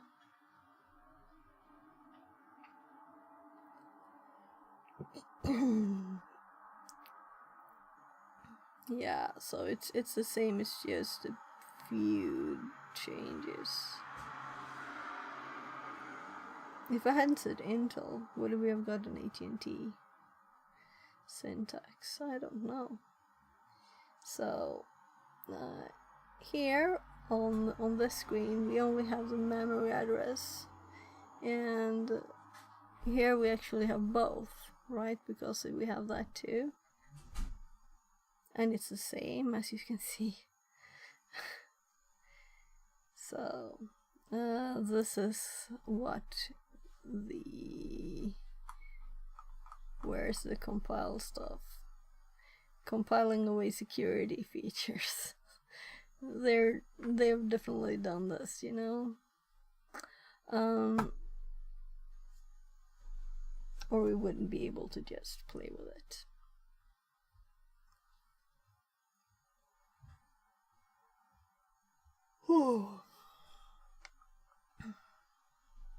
So I shouldn't stare at disassembled stuff forever. So we can't see what's on the stack here, and that's really what we want to see, right? But this program has lots of functions. So before I do anything else, let's actually copy this working line instead, because I did copy the one that didn't work, right? So we need to update notes. Oh gosh, my nose itches. Here at the end, I put. This is interesting now. So what differs in these two? Was there another character that I missed to like do something with?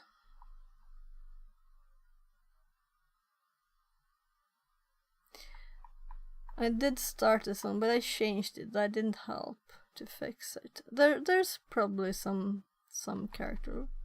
Well, let's remove the bad one. I can't see what it is. So, we need to run this, but do it with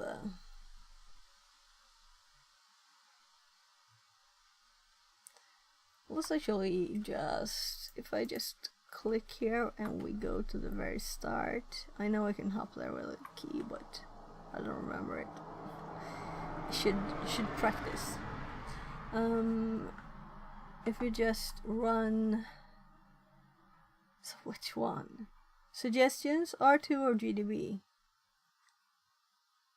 I think we'll start with R2. If we do this,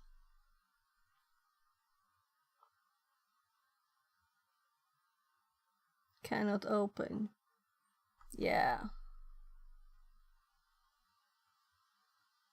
So we just R2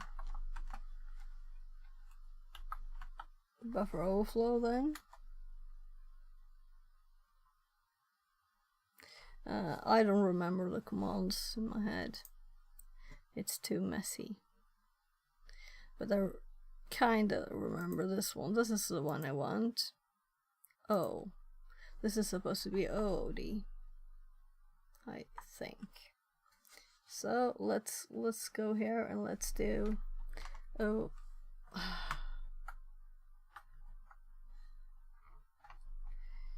I'm overwriting my notes there.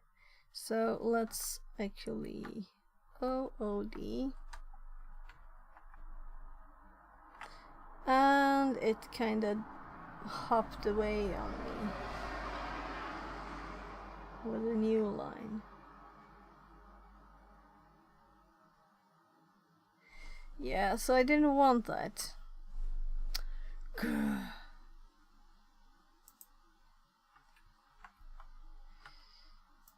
So there's a new line in there. Fixed. Now we should be able to paste this and edit it.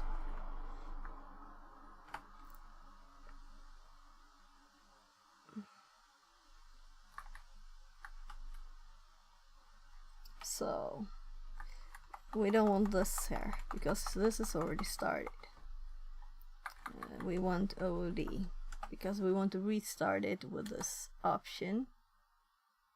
No? So was I wrong? Was I wrong? What is it? ODD? No, I think it's OOD. So what if we do no OOD? Bloop.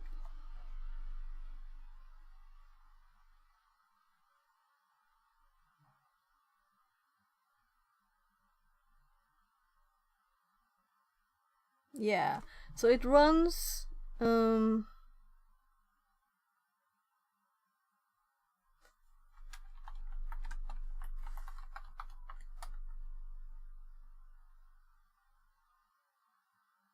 doesn't work.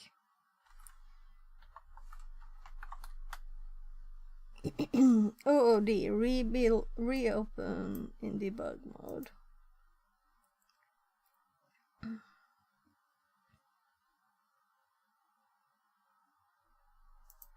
So,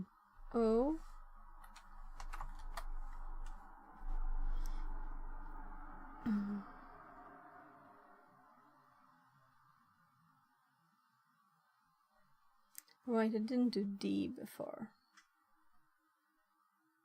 I just did R2, right? And we haven't done any A.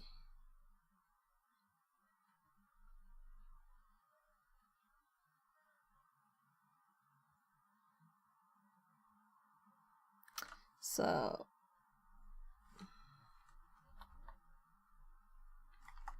let's do quit it, yes. And this is what I did, but I was supposed to do, if we hop over to the notes, I'm supposed to do D, file, arguments for file. So I skipped the D. So if we go up to this one, that didn't work, and add a D here.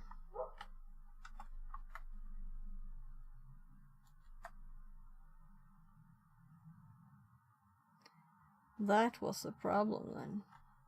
And then we could do like A.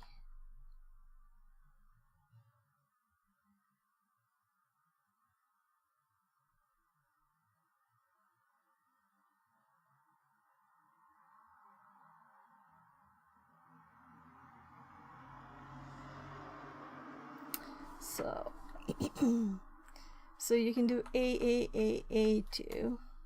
I don't know what exactly it adds, but it tells us here we can do to perform additional experimental analysis. That's why I said like A.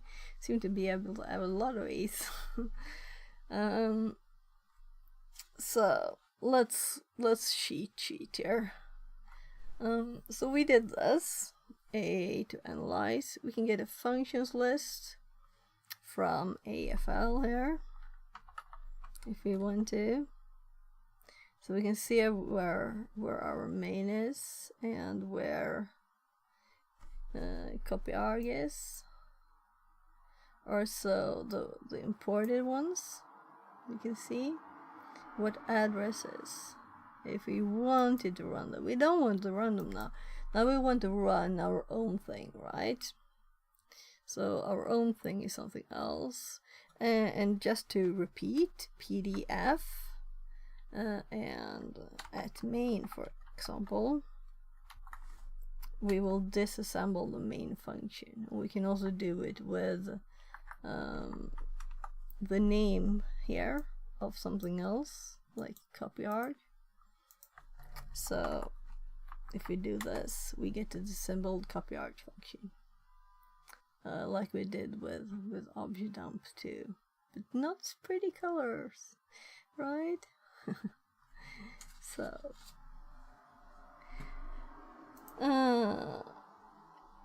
So other things we can do, we can see where the entry point is.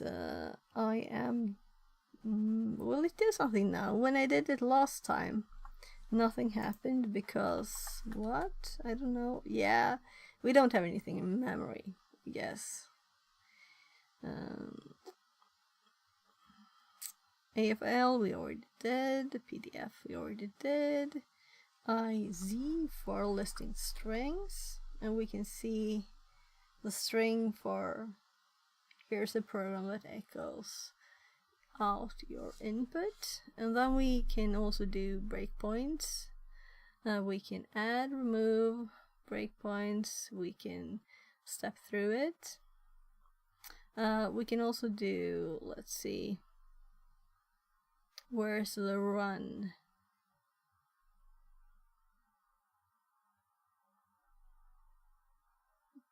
Yeah, it's actually DC, and it doesn't have, as GDB have the start and run versions, where start automatically put a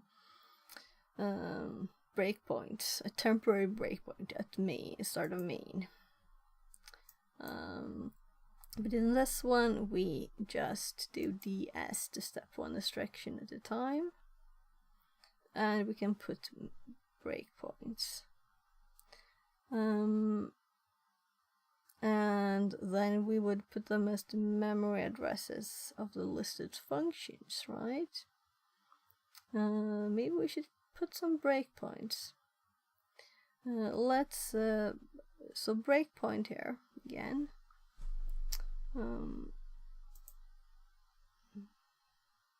Just want to see OBS so I can see what screen you're seeing. We can do DB to list them. We can add one like this. So we don't want to add one at the start of main. Or do we? We can do that. So DB only to list. DB and an address, I'm thinking. So what if we do 0x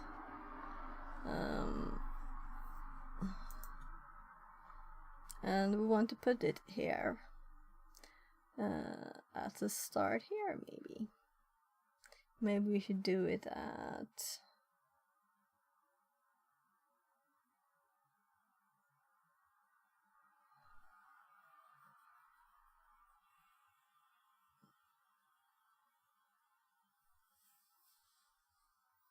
now here's main.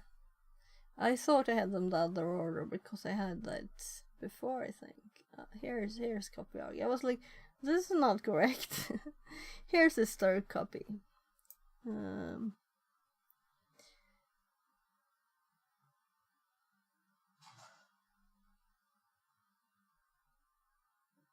And it has short destination and string in C. So these before should be that.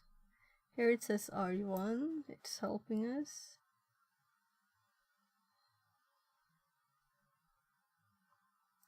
Let's just hop to the start here. This one.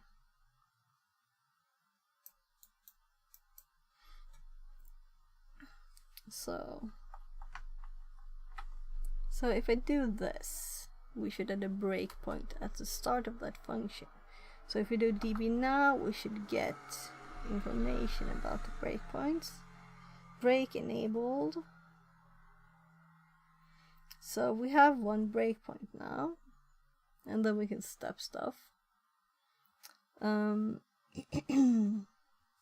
So also this means that we can freeze it here and check the memory there, right? And this worked, putting an address. So we need to add this to, well, it's actually here, also address. And we'll remove it like that, yeah. And this is really like a shortcut to an address. So to start it and just stop at the breakpoint, we would use DC, continue execution, but we could also just step through it from the start, but that might be like long, right? And it's not a graphical interface, we can't see what happens everywhere at the same time, so we'll have to look at the steps on stuff. We'll have to watch, yeah, stuff. I'm thinking let's start it now then. Let's do the DC command. And of course I'm typing in my notes, so DC. And it hits the breakpoint we set. Very nice. And now we can look at stuff. So let's hop back to the notes. We can px memory address. We can pxr to print a stack ESP. And yeah, pxr, pxa, pxw. So it's word stamp, and pxq is quad word stamp. So let's test all of these, because these are kind of newly added to the notes, and my voice is not happy. I guess it's good it's Friday and I don't stream during the weekend, right? I have to leave my kids some days where we don't stream stuff, and that's the best time.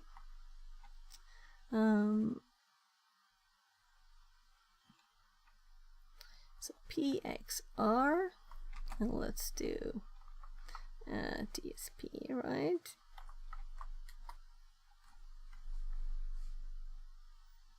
So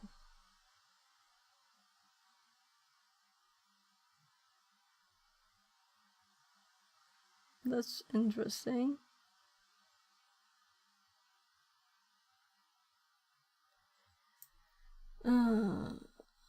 So what if we do pxa?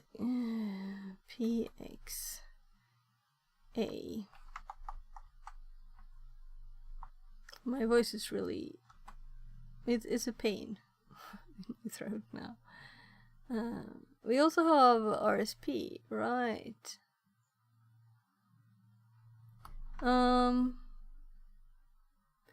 So maybe that was the problem. Let's do the same thing.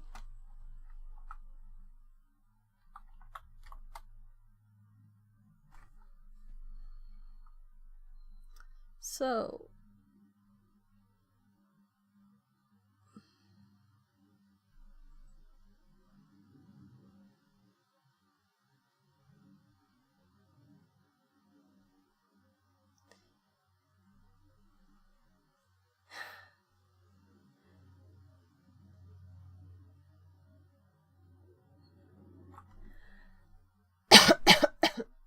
so I've never seen this output, so I'm like, So here we have 0, 0, 0. Here are a few characters.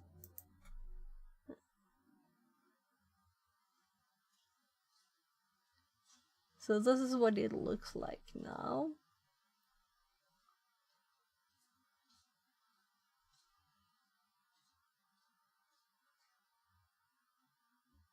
There is something called ED.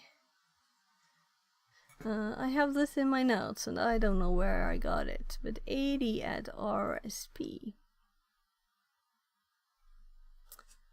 Let's check this one too. because I've never seen the output again, you know, to remind you.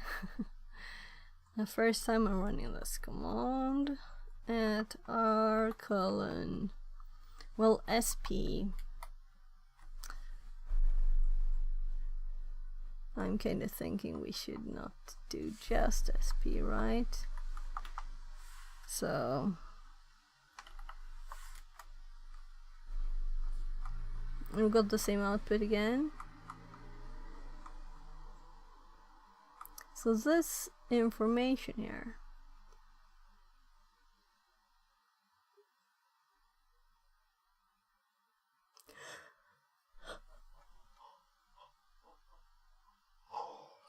we're still at the start of the function.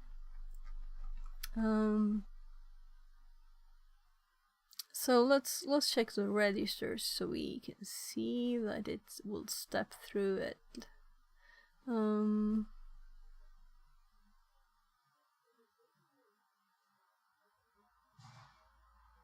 So that last command,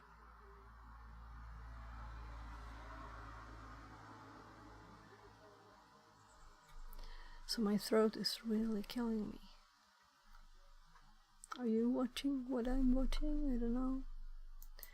I don't know. I think we did more with this. I don't know how to list the registers.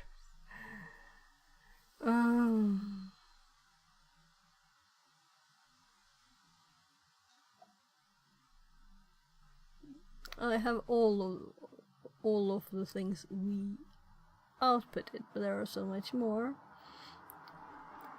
So if you do search for regist, there, so I had dr. Why did I put it like that? I didn't find it. dr. There, this is a nice list. Oh.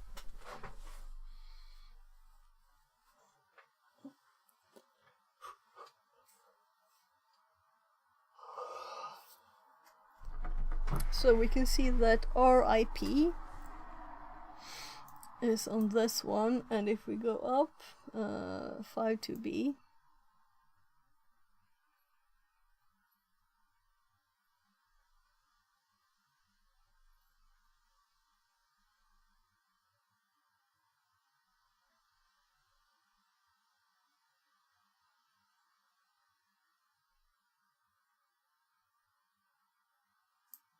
uh, 52B, and it should be where we put it, right? 52B. So this is, we put the breakpoint at this place, and we can see where it is here, and let's confirm that this is the same that we have on the image.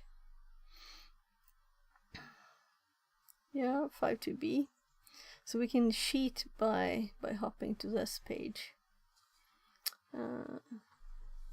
Since the output just runs, you know, so long.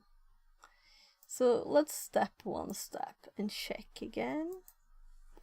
So why did it hop back? So R2 notes, step 1 instruction, DS. We can also step back. Step 1 instruction.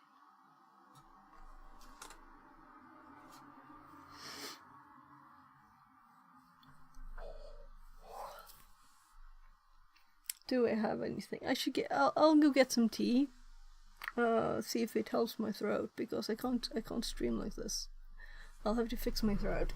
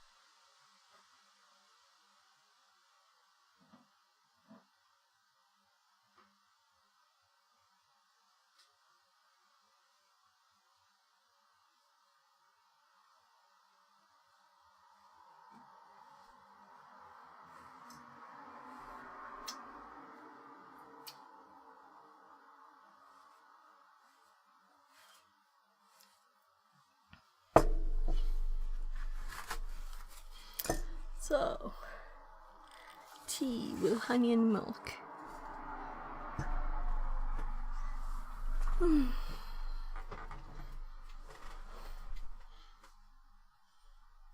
So I actually have salad left. I just didn't want to eat it on stream.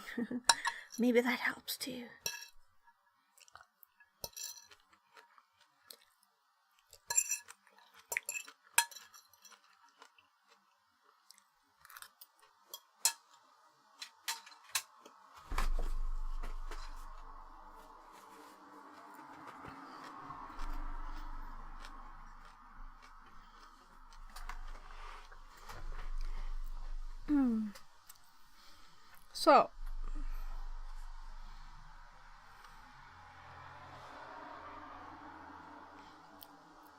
So, now when we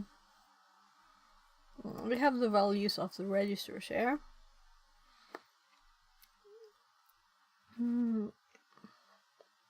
DS, the step 1 step, right? And then we do DR again.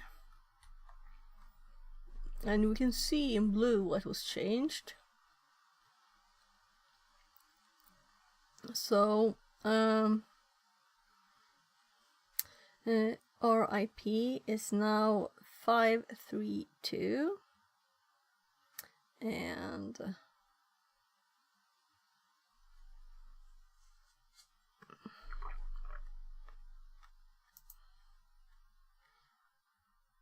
so we hopped from this line to this line, and it did this instruction here.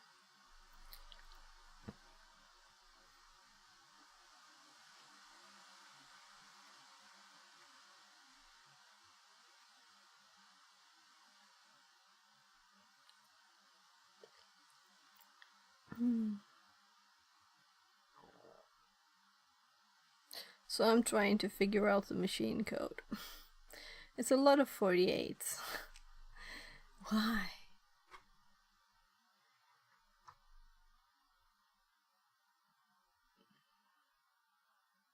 Both of these are 8-9, and both of these are move. And these are also 4-8-8-9 move. So 4-8-8-D here and here. Lie. 8-5-7-0-2 on both, and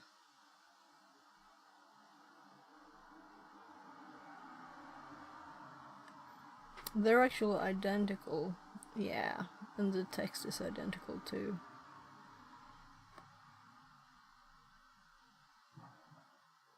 Why?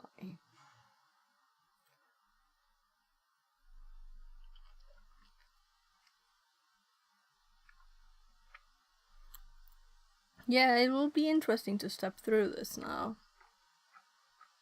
And we have to remember to check after this to copy here. We have to remember to check the stack, but we can just we don't have to check everything all the time. But I'm not comfy with the stack format here. It was not like readable data. Where is it? So much. I should have like made a new one up there, because so this stuff, you know.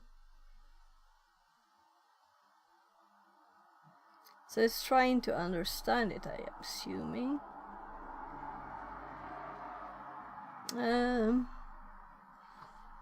So no, Firefox, and I want to search for R2 PXR.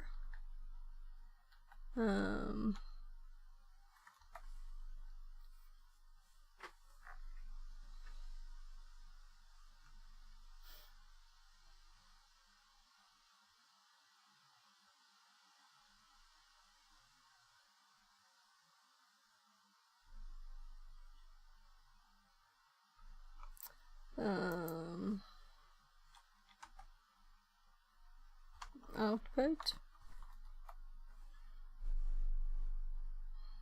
So we got to this file, a cheat sheet. So cheat sheets are always nice. I think we saw the link, but it was not purple, so I've not been exactly to this one. I'm kinda like, why? So PXR.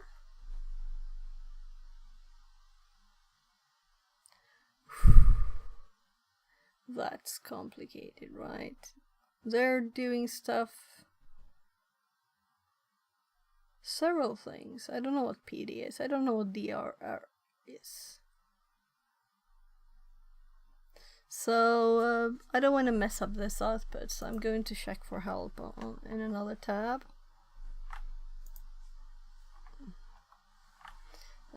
because we have R2 here too. Yeah. Do we have to start something? So we actually have these files downloaded, except for the ones we can't access, right? So I thought we could do it here too. That's why, you know. So currently it's useful. Now I just did this to get it started. Okay, I just want to get the help, so without mangling the output on the other one, because we get so much stuff. PXR question mark. Show hex word references.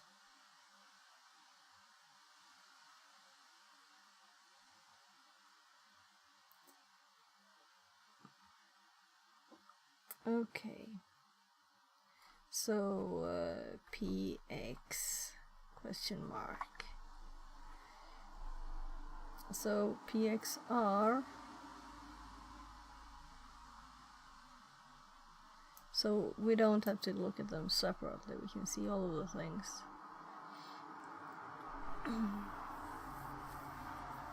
In sparse mode. So S is sparse mode. Let's look at the notes again. This is from another page, then obviously, you know. Print to stack. That's a bad way of describing it.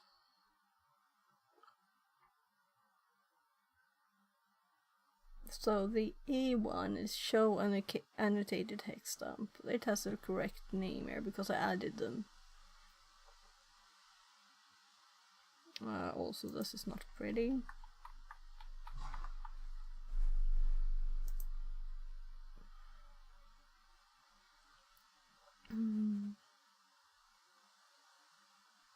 So PXW might be what we really would like here. Show hexadecimal word stump. But one per line.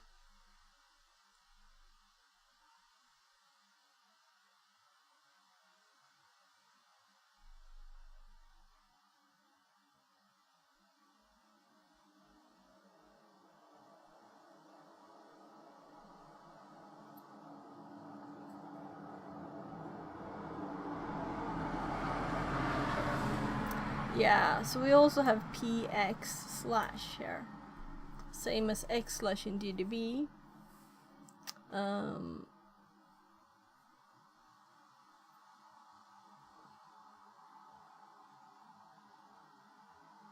Context hex dump. So hex word references might be in a bad way.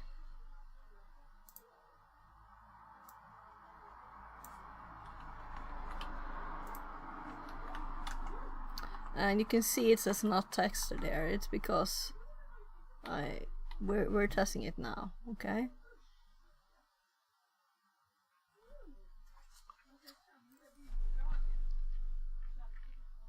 So px/, and then we can cheat by checking our GDB notes on x/.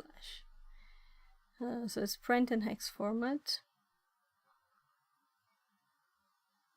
Maybe you can px show hex dump. Px/, we can say how long it is.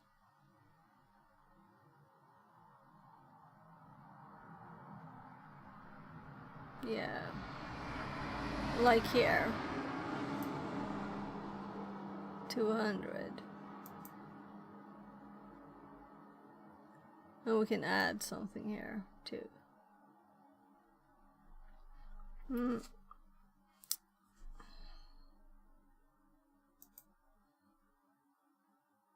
I guess we will try px, and px is what we have up here.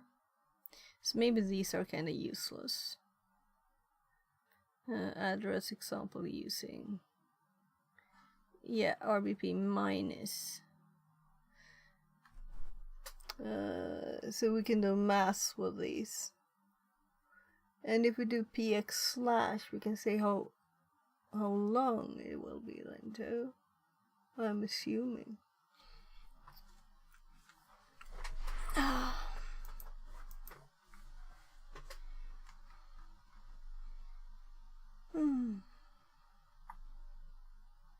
So we're still stepping through it. So let's do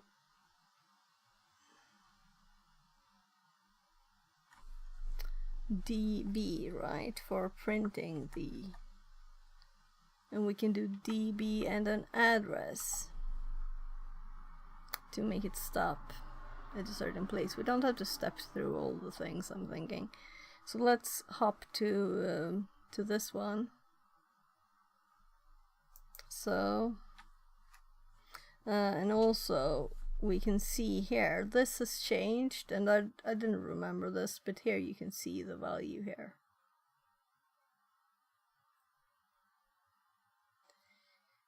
Ah, 52B.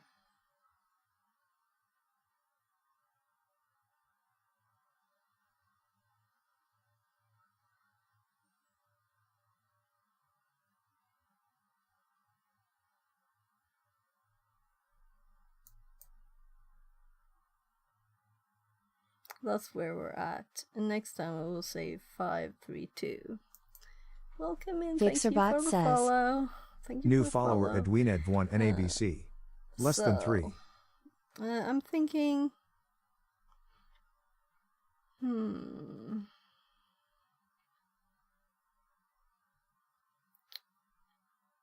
Yeah, let's check the addresses here and just type it. 0x. We can stop on this one, or should we do the one under it? We can do this one, 552. So I'm now just quickly assuming that we don't have to type the characters that are zeros at the start, right? 400 552 hex there, and then we do dB again. No, we should have 2. And it says 552 here.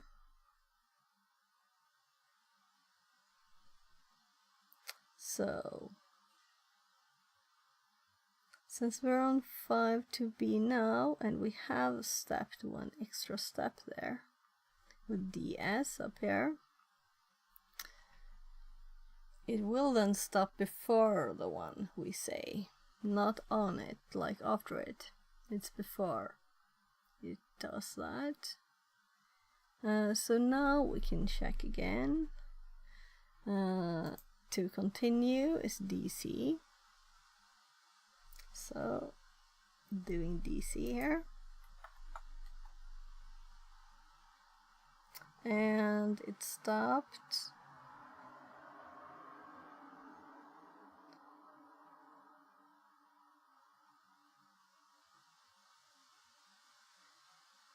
$332.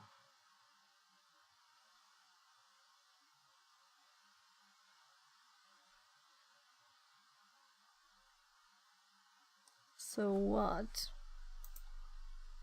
DR, right? To check the registers. And now we don't have the green nice stuff.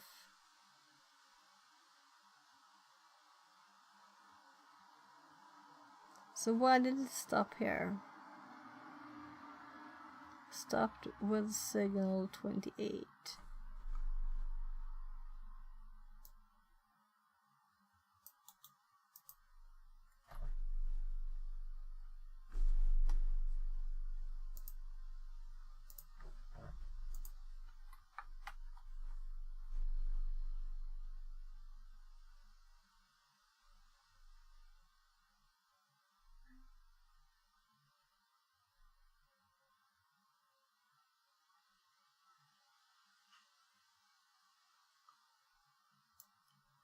This can't be right. No space left on device. Wrong thing. Let's do this.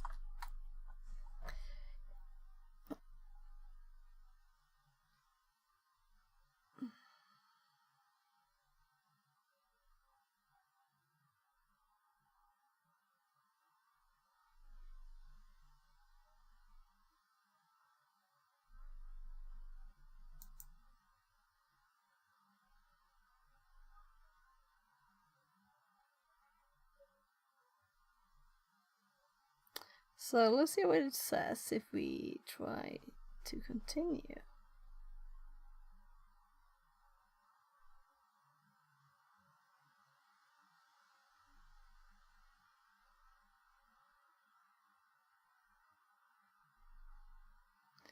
Yeah, I'm a bit tired actually. But this is interesting.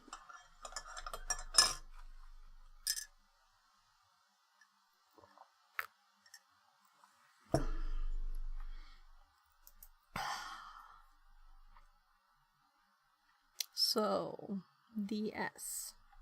What will it say? It says nothing. And it did step continue, so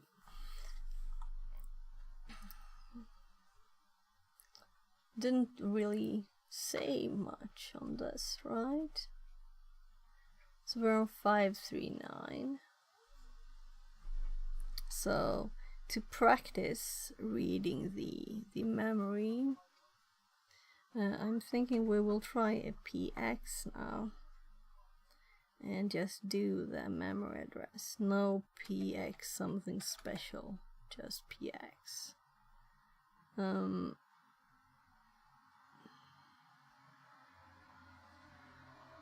Or do PXW. We'll see. So PX, and we want at RSP. So this is pretty output. I like this. Just PX.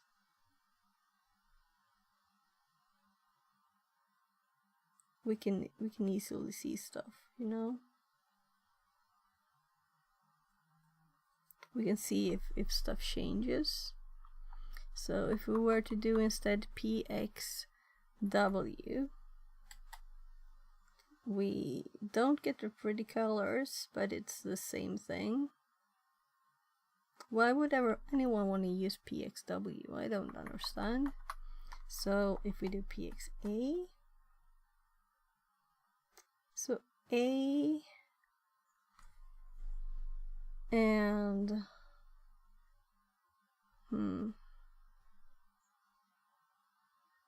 oh, here we have, oh, so the only difference between PX and PXA, which means annotated hex dump, means it actually says that RSP and RBP is here. I like PXA. I like PXA. So let's do the PXR again, just to make me more confused. So R, and also make this unreadable, right? So if we compare these now, instead of having this like pretty output, I can't even read the below though, and it's not even changed when it's selected. I can't read this. Let's look at something else. So 230, 230.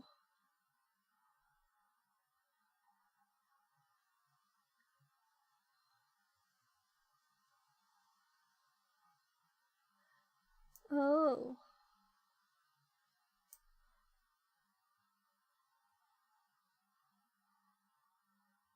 So we have 2 lines here for every line here. And the order is different. So if you look here, it's 2, 3, E6, and the 2, 3, E6 are here in the format E6, 2, 3.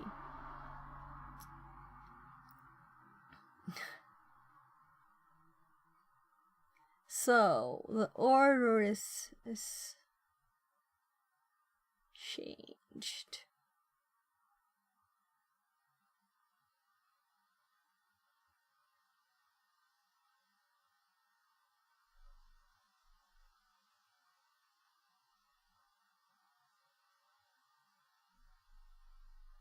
So if we were to do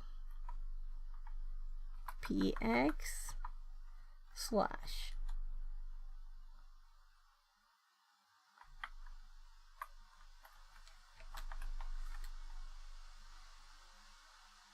this didn't help.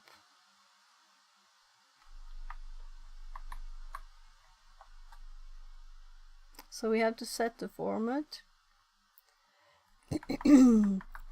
Can we do like these things? No. But I'm assuming almost that we can do an A here. Yes. That means we can also do 2. No? We get the same amount of data, so that doesn't really do anything. What does the number after the slash mean? PXA slash question mark.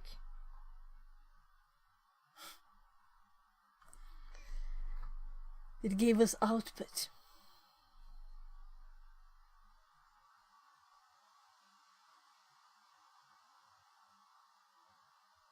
RIP.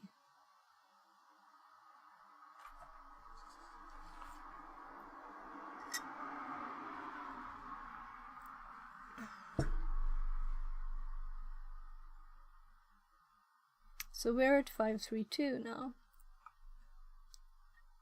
which means we're doing this as default, where we're currently at. So why does it say RIP here? Shouldn't this be 532?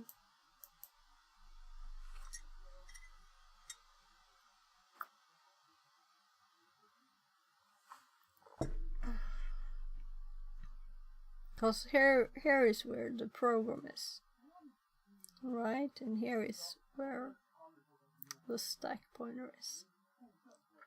So it's totally different memory addresses here. And I would like it always to show full addresses, because this can't be right. It's just doing randomly.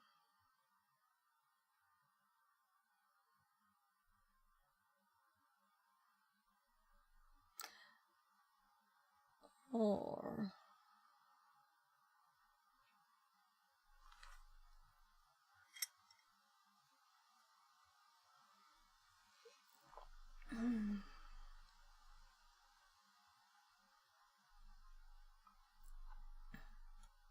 here's a string, and now it's far to scroll there.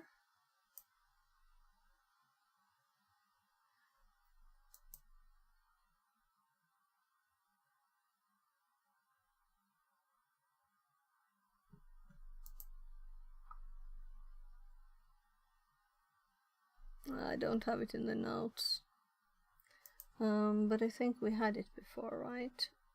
Oh, right, someone told me we could search here. Let's use a search.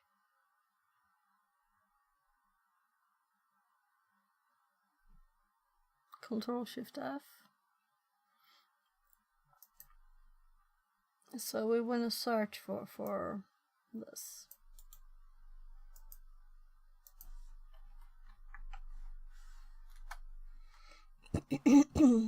We're searching forward,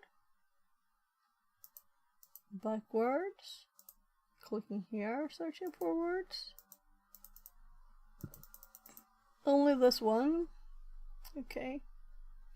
So what about here's a program?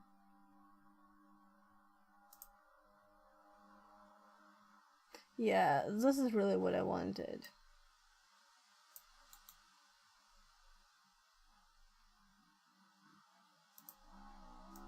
The other one is not what I wanted. Here. This is just the reference for it. Where is it itself? Here we have it too. In the output here of PXR RSP.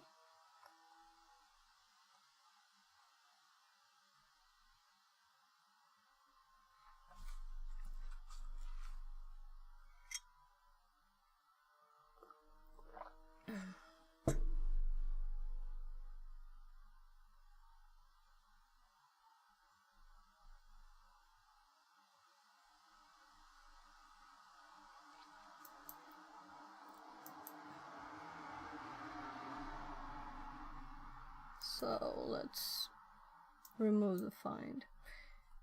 Control Shift F. Okay, good.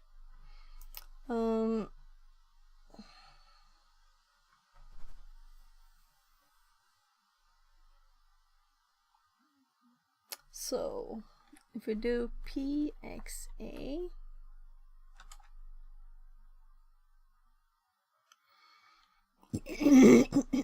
at RSP, and then we do PXA at RSP plus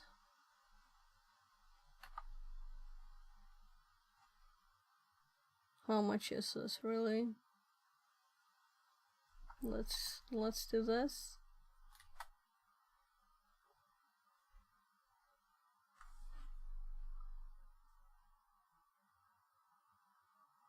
Let's start as 294 now. So we're not moving far enough if we want to see more of it.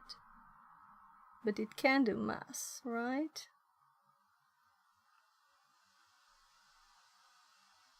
I'm curious, can we do P at RSP?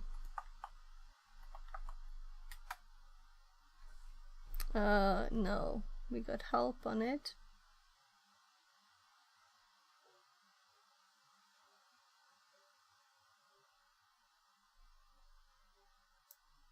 So what I wanted to do was just to get that value. So, sorry, let's do this instead. No.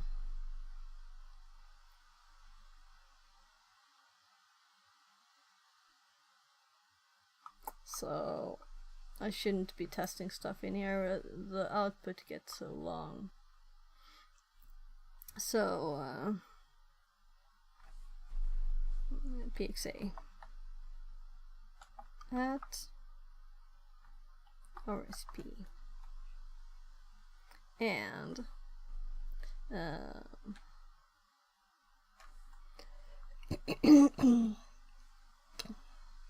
checking my notes again.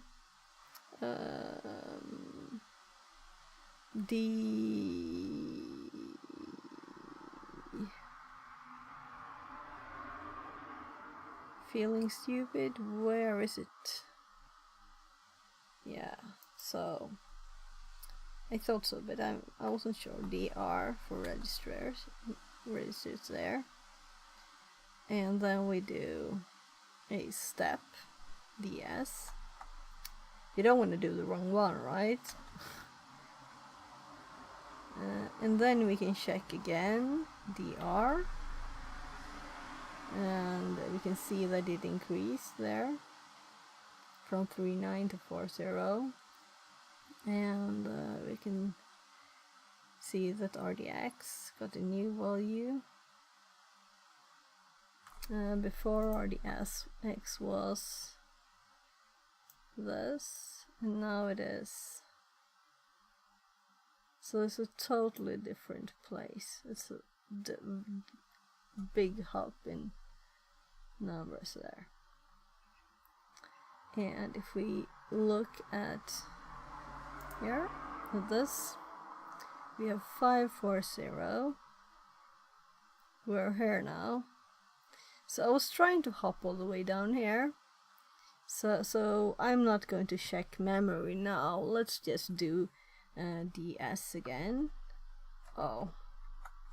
So DS and DR 574 DS DR 548. We can also see no, this is actually not changing. It's the same. I was thinking it would change.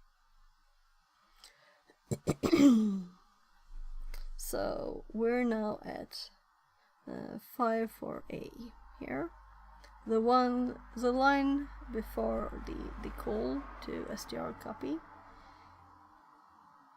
So we're going to do DS, and guess we do DR right.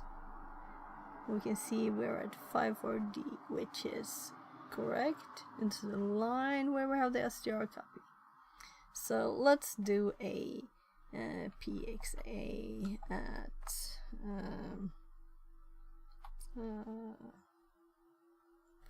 RSP. Let's run this DS, and let's do this again to see if there's any difference here. No, I don't think I'm doing this right. So where are we if we DR again? So now we're at 430.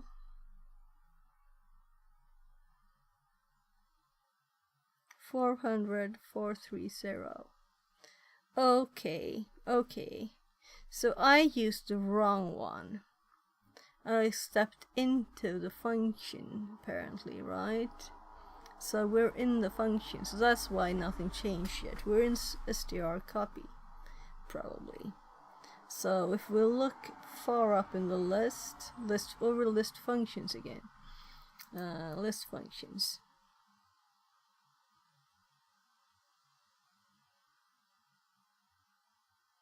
Let's actually do PXR.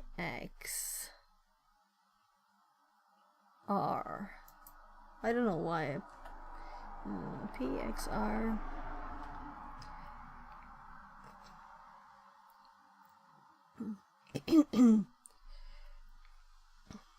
I don't know what I was thinking here. Yeah, maybe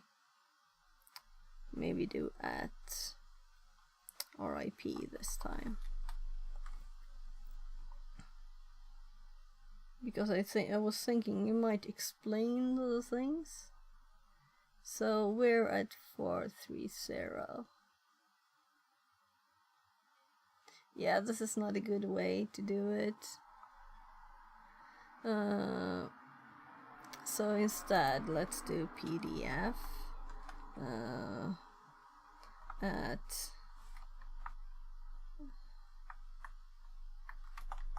DF. So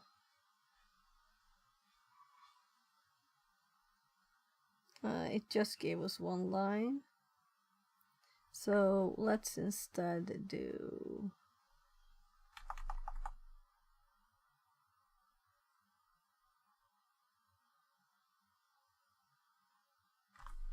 I'm just looking to see if I have any other. Yeah.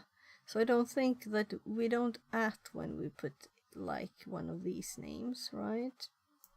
So let's copy this and let's paste it here. Didn't it work? I'll have to type several letters. Nah, let's type.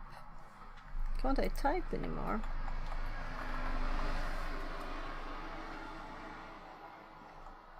So something went wrong here.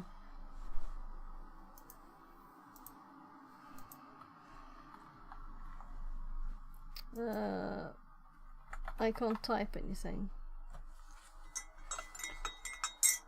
By the way, I think I might know the problem. So, what happens with a try hack me box? Maybe not. I added an hour now on it. But it's very close, it was 8 minutes from stopping. So my time sense wasn't off. I was thinking, did it actually stop? This wouldn't happen. It would log us out, but maybe a bit of delay first. Yeah, so I'm control Cing, nothing. Testing here to type. We can type nicely. This froze. That's annoying. Let's not do this again. I don't think this is a problem really. So I could type a few letters. So this is a lot of text, but I want it all.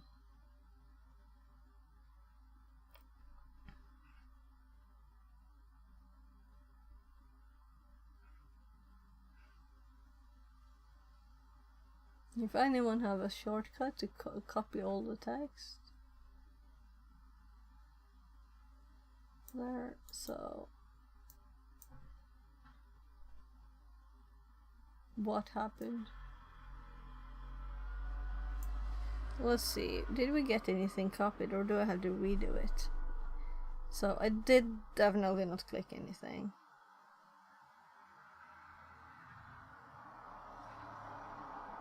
Oh look, right, so we're back.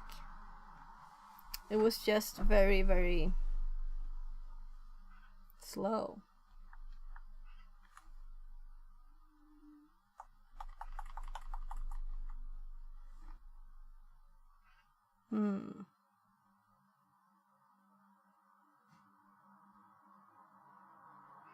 So this is what like aborted my copy.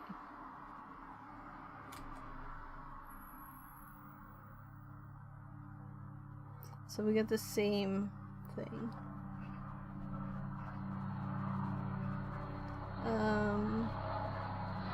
And I guess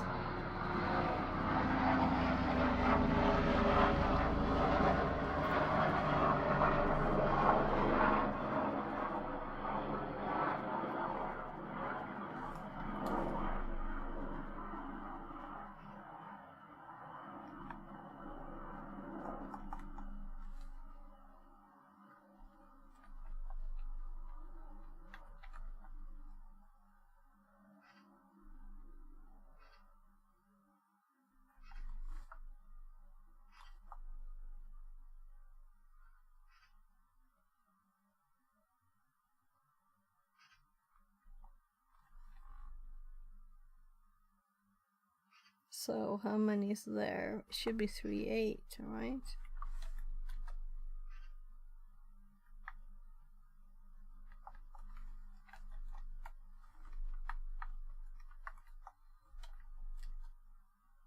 No.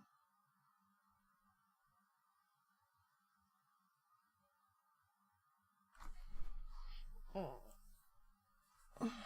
Funny that it froze like that. So then we can continue. I was like, at this time exactly now, why? So we're going to do DS again.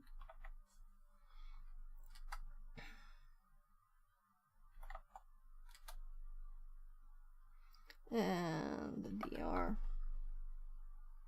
So we're still on 4.3.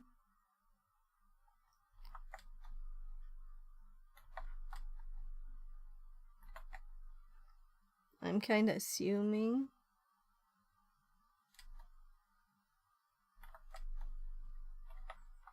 Yeah, so look at the address here.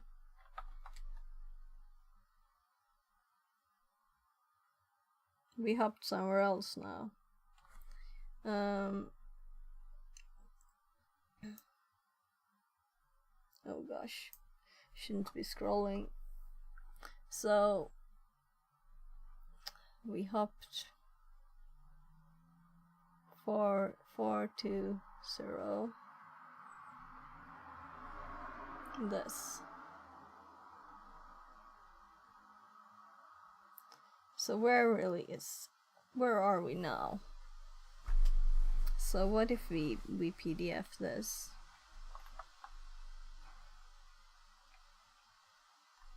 I'm not looking forward to this. 0x7 f 7 d e 3 f 0. So there's no function there. So let's px instead.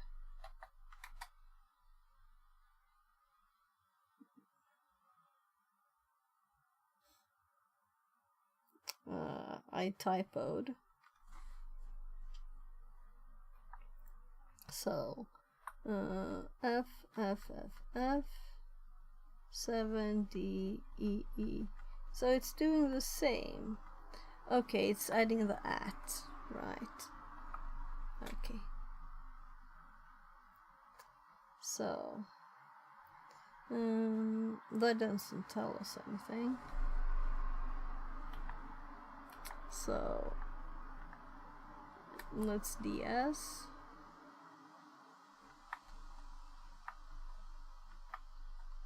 So I don't care really now.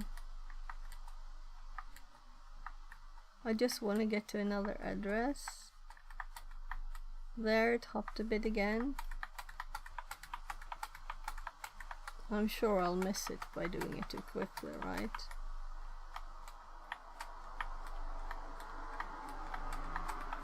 Yeah, so let's DC or continue. I don't remember exactly where we put the breakpoint, but I think we did it right. Yes, we did. So now let's do DR.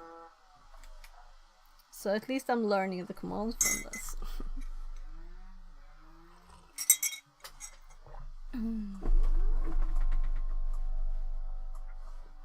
So leaning back lazily here.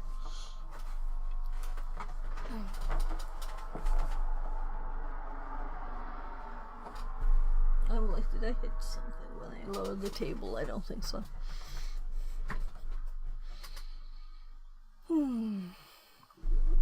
Let's take it up a bit.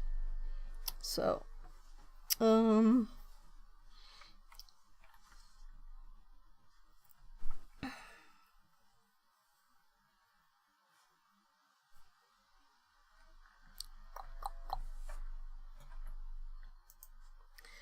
we're back. We're at the right place.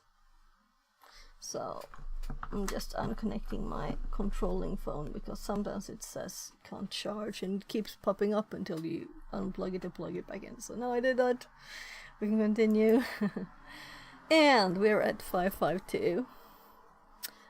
We have done the whole SDR copy bit.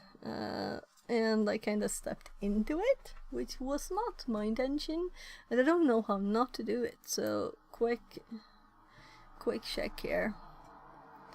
I don't have we have step into here. Step into program, skip libs. Okay, for me step into means go to the libs. Well, it says step into program, so I was stepping back into the program after the other stuff is done, I guess. So we are going to check the memory. So PXA was the thing, right? So PXA, and it was at, and RSP, and look, we have our stuff here. it's there. Did we see anything up here, by the way? So we need to continue stepping to see if any of this... right. We have the A, so that shows us where stuff is. I like this. I like it. It's even colored.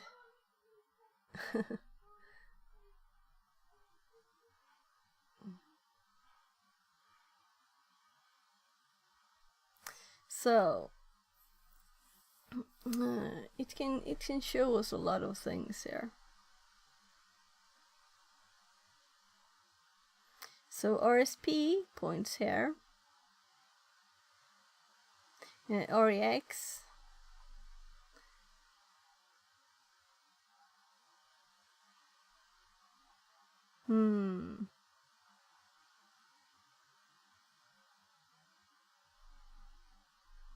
So REX definitely doesn't have this one, or did it? Am I like blind? Yeah, it's pointing there. It's pointing there. 240. And then we have all the 90s. These are knobs. So it's supposed to run this code if we end up anywhere in this thing. That's kind of the point, right?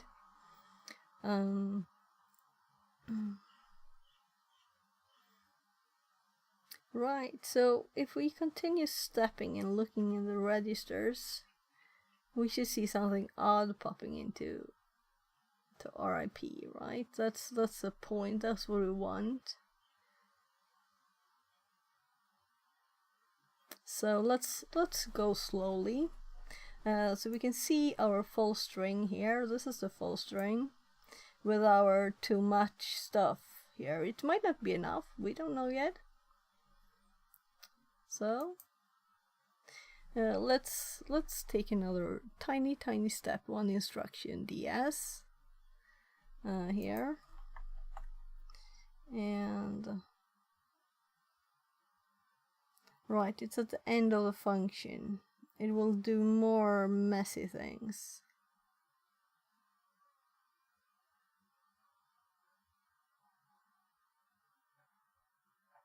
I'm thinking, should we put some other breakpoint and hop? So it's currently done this. We don't want to step through all the put stuff, right?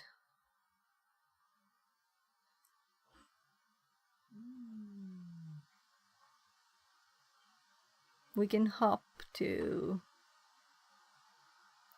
563. So let's set a breakpoint on 563, and breakpoints were DB for breakpoints. I don't know what the D is. Everything seems to be D, right? Except for the PX thingies. So DB lists breakpoints. We want to add an address, then we just do 0x, and to check again we want to hop to 0x 400. Should we go here? What do you think? 563. 563, right? So if we DB now, we should have 3 breakpoints, 3 of them there, and we can see 563 added.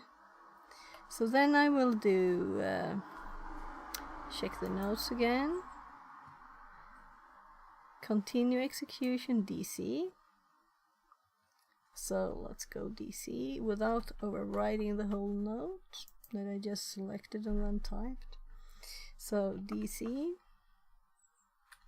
and it should do the puts. That's what we hop to, right? After the puts, and then after doing 563 here, after 563 it should return to here, but our hope is that it won't, because we should have overwritten where it's supposed to return. That's our hope. That's the whole thing of this. So instead I'm going to do again px a at rsp, right? To see right, so it's here now, rsp, and we can see that where the next things there on the stack is MNOPQRST, right? So I'm kind of assuming that it will try to hop to this address, whatever blue stuff it is here, 6D, 6E, 6F, 7O, and so on. It will try to hop to that, and it will say bye-bye program. And then we can just replace this text with the address we want to go to, and we have that printed up there, because it seems to be always the same addresses every time we run, and now we know that that's because it's turned off security options when compiling, going old style, right? It's still odd for me that it would go to the same address next time you run it. It's very odd. I don't know why. I want to know why. I need to know why. So instead of just assuming success here, let's continue, and let's do DS. No, we want to check the registers too, right? So DR there, and now we do DS, and child stopped again, signal 11 this time, hit breakpoint at 563, right?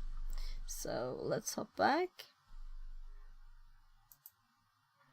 So 563 is this one. So it didn't get to the breakpoint last time. Did I do 562? I have to look.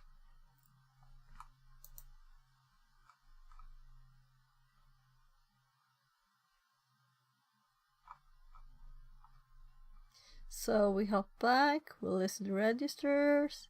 We did 563. But it didn't do 563.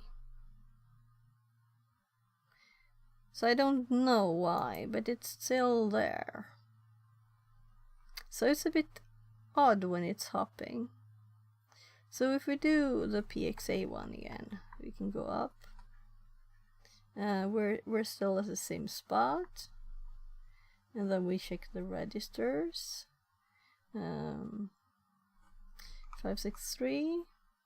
563. So it didn't do anything. It just hadn't gotten to the breakpoint yet, but it stopped because of the breakpoint. So before I click, I'm just confirming the DS is step 1 instruction, because I don't want to mess up now. So we're going 1.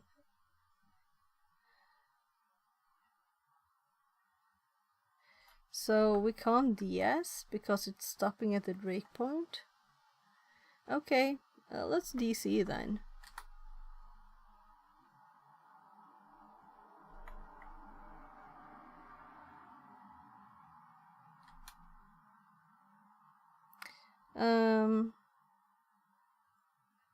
Well, what do you think of this?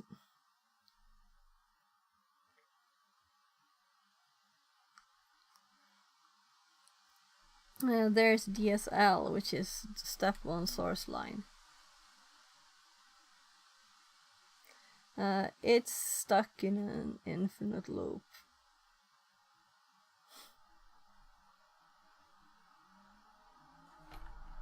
So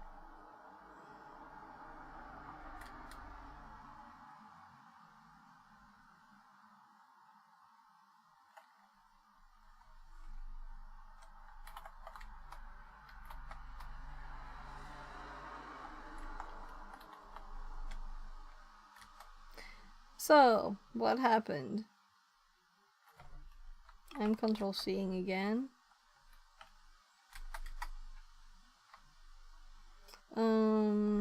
Let's exit. Always testing Linux commands to see if anything happens. So I control C this, and we got the here's a program that echoes your output, which is kind of odd.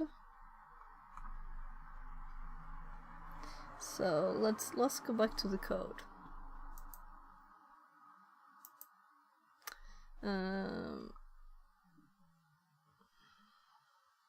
Right, let's actually go to the C code so we can see easier what's happening, right? So here's the C code.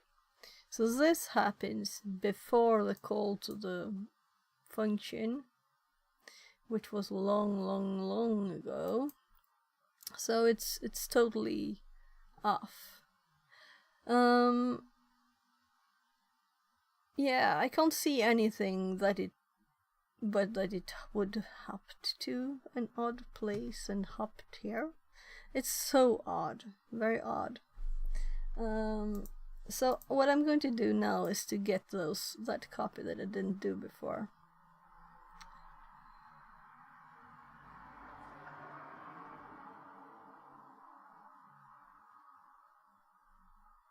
Come on, how do you get quicker?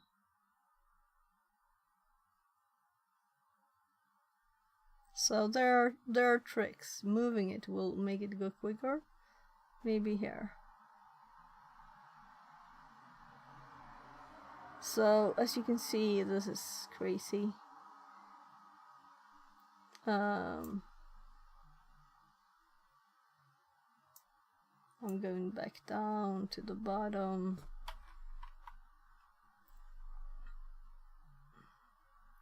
So we want the end here. That of the loop.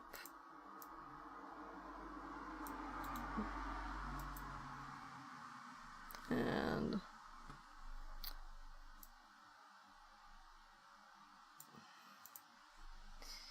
we're going to put stuff here. So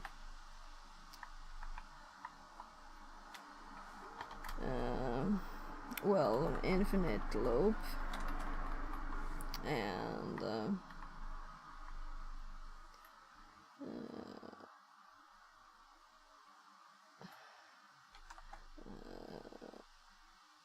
well, that's good enough. I just was going to add sh there. And then before this we had so I'm going to hop to the before this. So let's scroll here and see how much of this. So you see how much output we got there at the I'll just page up here. There, so I was pressing page up, meaning shift and page up, right? So it ended up on the same line again and again and again, and now you can see that it actually hops kind of quickly here. It's just that the other output was crazy long and the same. There. So copy selection. So I'll have to clean up this a bit later.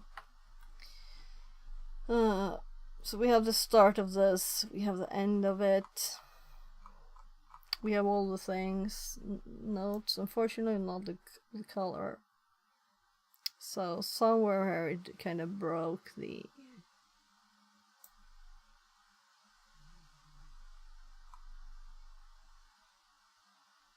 oh, it's these characters breaking the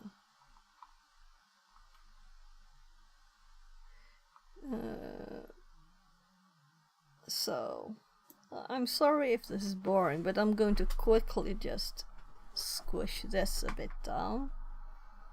So let's go underneath the images. Here is, we don't need the prompt, you know, the login. We don't need this again.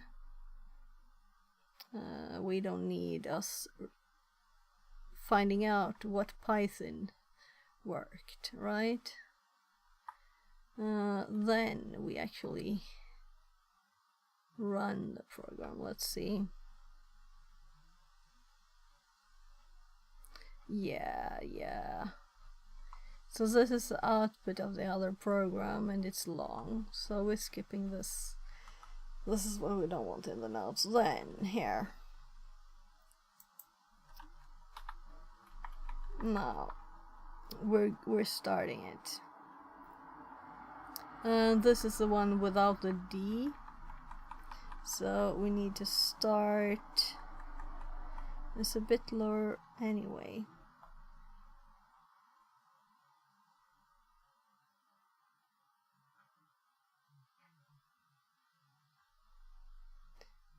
So still further.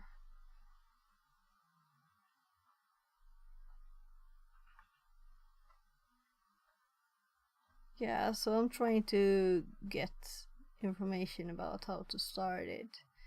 Here it's quit, and then I use a D, and that was the thing that worked and solved it.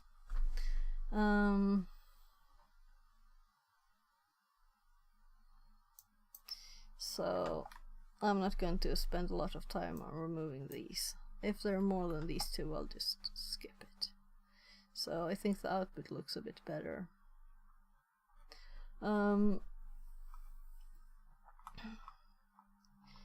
Too bad with the extra lines here, but whatever. So this is long output, but it's not like infinite, right? So here we could also like just DC it once. N1GHD3R says, Hello. had to work, so missed most of the stream, but 10 minutes I'm done with working. Nice smile. Are we still on the same challenge? Yeah, Smile? yeah, we're still on the same one. I'm learning R2, you could say, and also buffer overflow, of course. But mostly it's exploring how R2 works, how we can step through things, how we can explore what information we have and the registers. Okay, cool. Smile. So you didn't miss much. You missed this.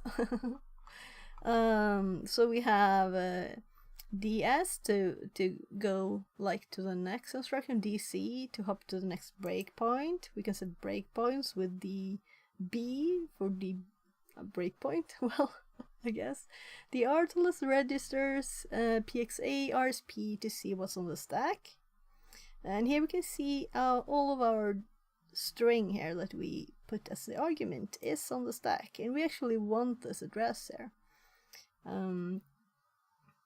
So for the first here, this is the address this is the address we want to like keep, or rather we can do like a cutting out this bit here. So here we can see our full thing, right? So I'm copying that. Let's put it in Notepad for now. We don't need that anymore. So I don't like override it with something else I copy. Yeah, and then we did DC to continue it. We got the output, the full string, all the way to C here. And then we hit the breakpoint. We were like hopping over puts command. We didn't want to step through it. all the instructions in there. So pi, ASLR, and NX is disabled on the binary? So you want to jump to your shellcode on stack? Yeah, but I'm learning it like in detail slowly by exploring. So I think we kind of have it, because if we look a bit further down here, so we're at the place where it's supposed to hop out of the functions. So we have this here on the stack now. Only what happened is that it went into an infinite loop, and it kind of crashed. When I Control C'd it, it wrote the output from the main function, but before where we were. So funny things that can happen sometimes. So it might have just been this value, but it sounds very odd to me. Anyway, we'll put something real useful in here now, like this address that we just got. Let's actually, this is why I wanted to copy twice, because I want this one too. Maybe we want the registers too. So it could be nice to know that we're on there. This is just before it crashed when I did DS there. So I did DS a lot of times, and it just ended up on the same place. And it's getting some errors also. So now we have two things copied that we're supposed to put underneath this. So here. Oh right, that's not pretty.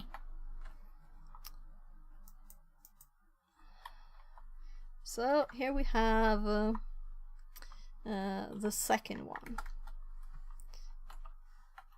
So before return from, well, what's the function name?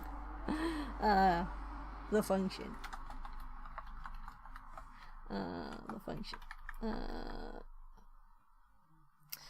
After str copy. So we're going to put the one I put in Notepad. We can actually close that here. So after str copy, when we copied it in here, this should be the address.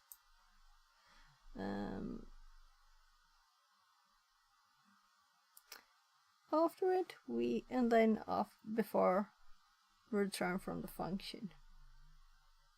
Yeah, and let's just confirm this.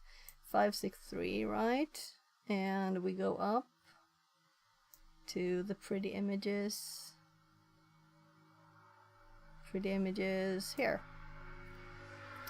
563 here. So it stopped just before the return here. And then it infinite looped onto the same place. Very odd thing. And then at one, when I started it again, like, let's see where it is. So just a bit up from here. So here with the DS, I'm just going one instruction. Then I did. No, this hopped out when I did Control C. That's when we got this, not when I switched, which is better, more logical. So this is also very odd. So I'm curious what this address is really. What could this be? Anyway, nice output. We have all the numbers there. Let's put something there at M. And the thing to put.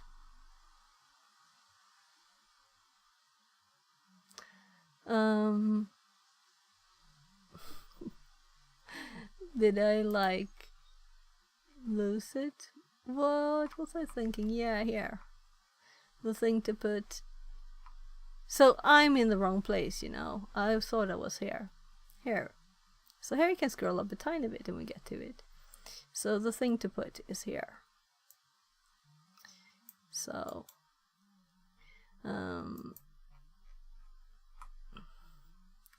well, we don't need to really. It's just a million knobs first. Whatever. I don't know, we don't need those there, but they're there. String starts at, let's do 0x2. And I need a quick bathroom break. I'll be back. Tea is not a friend of mine.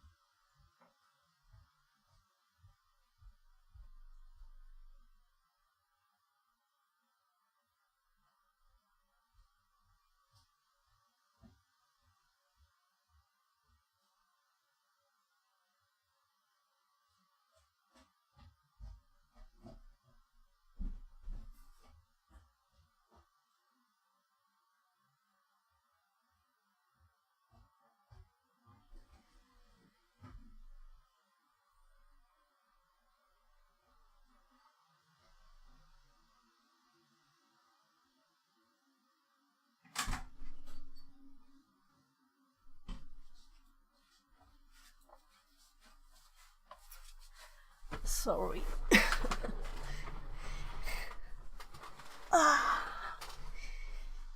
Yeah, this is fun. I like it.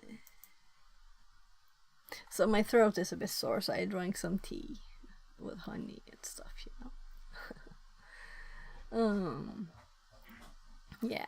This PXA mode was the best one I could find. We get some stuff, information here too.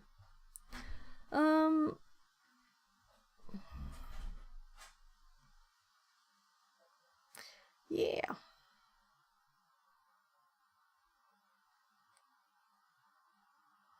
Let's do it. Did I paste the address? Yes. So let's right. The problem I had before with this is that when I reversed it, I did it and it got reversed because the output was reversed.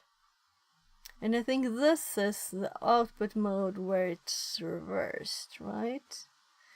Let's look a bit higher up here when we test the different output modes.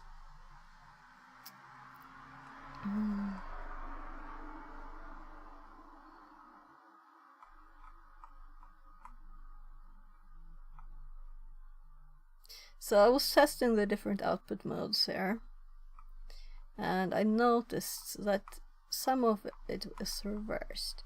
So let's actually get rid of the piece helps here. It's so much extra noise. So I tested PXA, and I tested with like plussing, tested doing, since PX/ worked, I thought, why not try this? With a question mark, I was trying to get more information about a command, you know. So it didn't work, so let's just remove it, because it's just confusing otherwise. So now let's see, we're on PXA. Yeah, well, I guess these tests, here we got like a lot. When I did A here. Now I need to know what A is. Did I have that in here somewhere? No, I don't think so, but...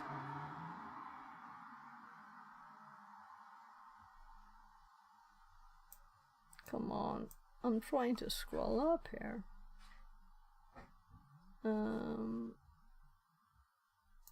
Let's check this link. As an address.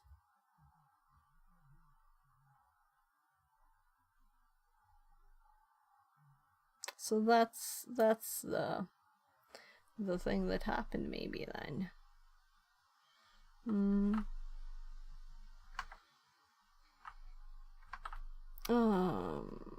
Back here.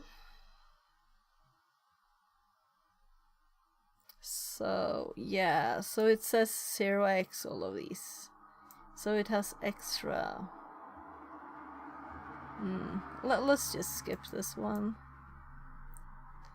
The A was not a hit. So and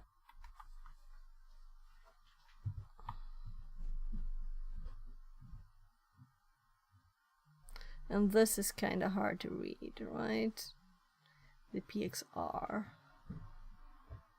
But PXR is what reverses it. Please come in.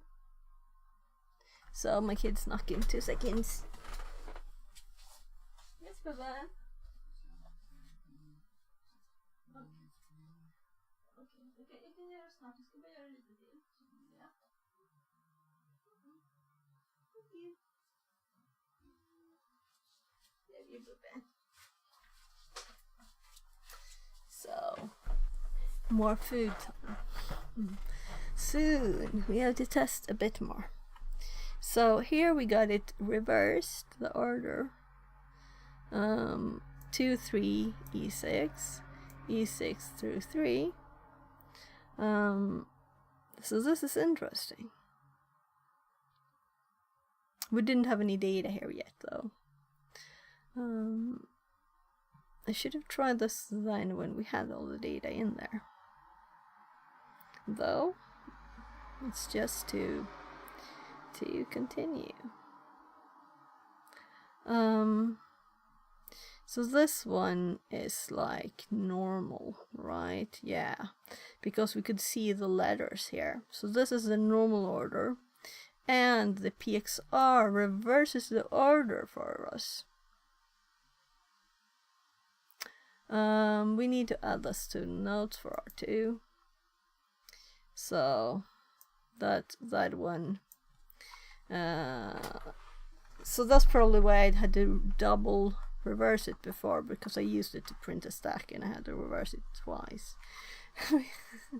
It was wrong. I don't remember exactly. I'll have to check my old stream. I don't know which one it is or whatever. It reverses the order.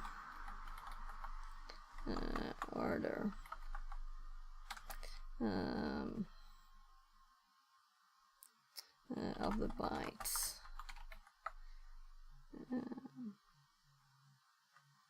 Compared to normal string order and PX or PXA. So hex word references. Well,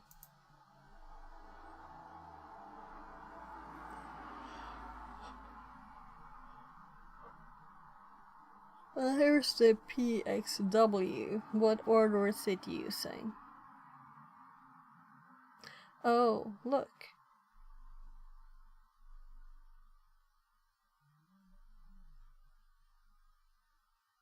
It uses that order too.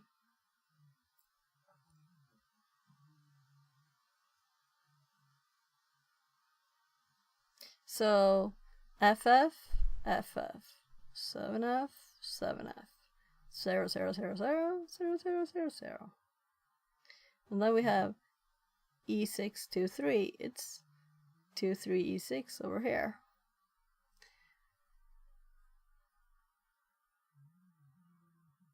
So it's a bit of a mess to try and read this thing, I think. It's also reversing.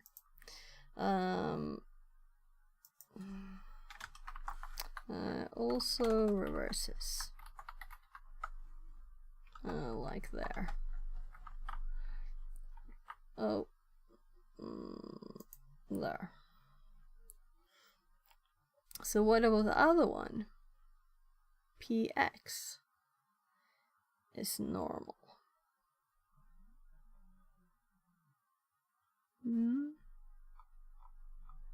So I think that was all the information we can get to the notes, because we had most stuff, right? I was using my notes to do this. This kind of list was kind of long, right? This was a test of this one that I had in my notes, and it was kind of like useless.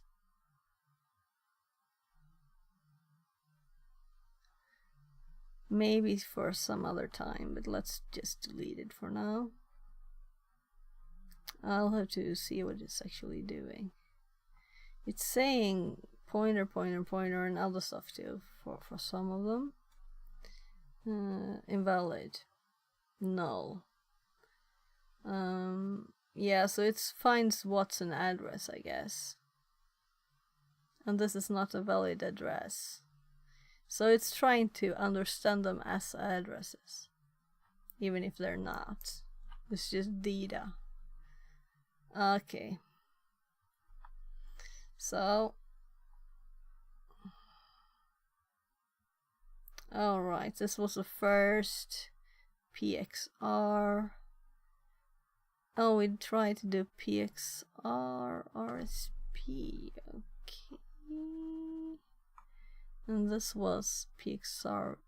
So these we can just delete too, right? I don't want... I mean, it's not useful to have in the notes. Now we're going to do the thing, right? So we have a bit less notes at least. This is kind of like me just adding ace, an ace, an ace. The thing here, I guess, is to actually put this on a new line and swap it around. And if it's more advanced than just hopping it, and we also need \x, right? So first of all, let's make this a so we can see the full thing, and then we need another \x, and we need this one, and I pasted it in the wrong place. There, and then \x, and we have all of them. Well, for the sake of order, I'm cutting them. Okay, so it felt to me like it was also pairs, like 4 and 4 being swapped around there. So, but I'm ignoring this because I think this is right.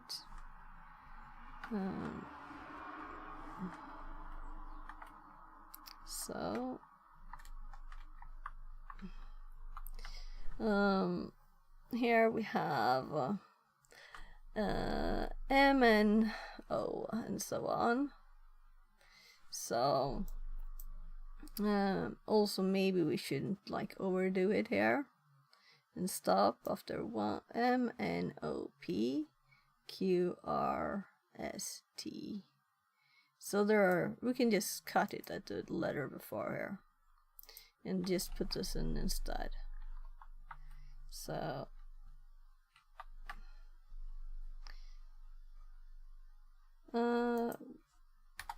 So what we're going to do now, we're going to copy our old starting thingy. So where is it? So the code is already in there, you know, it's just that we need the last bit. So, and I'm not going for speed, I'm going for knowledge. Come on here. So this one, and we're going to just hop back to the end, and let's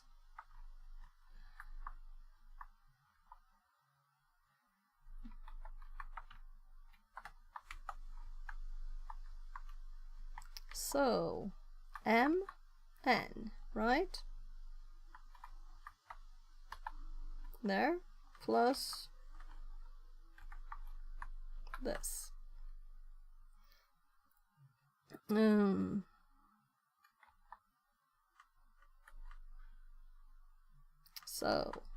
So we had spare characters between here. 1, 2, 3, 4, 5, 6, 7, 8, 9, 10, 11, 12. For some reason. 12 characters. So, what do you think? Will this work? That will be kind of fun if it does.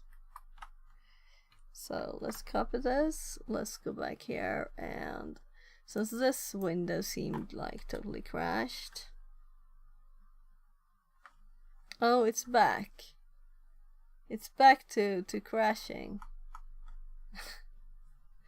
I did Ctrl+C this a million times. Okay, we're just closing the tab. Not much to do there. So this was just me not wanting to burden the other shell with the help for PX. So let's quit this and let's actually SSH here. And that's our honeypot from yesterday. So we need user1 at tabbing on the wrong screen. We want to check that TryHackMe doesn't die on us. It's 16 minutes left. 1 hour added. And we have 208.94.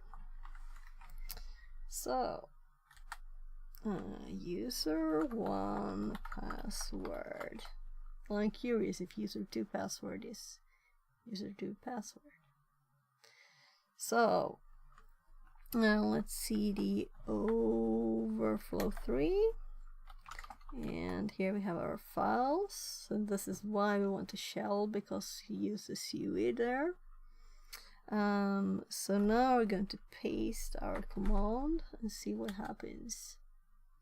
We got illegal instruction. That's interesting because that's a new one for me. I've never seen that before. Always getting segmentation fault, right? So, illegal instruction.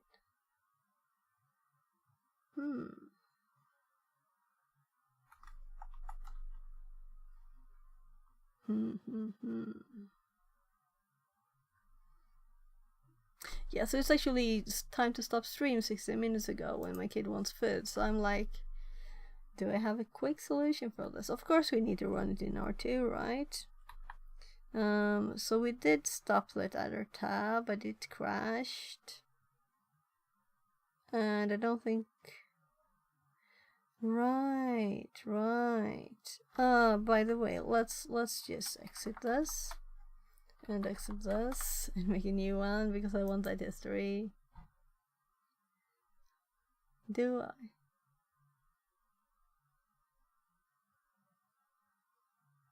Whatever. What was I looking for? I might just have. So we didn't do this yesterday, we did this before. Well, let's just SSH again. So both of the tabs history should be the same one anyway. So user1 password, and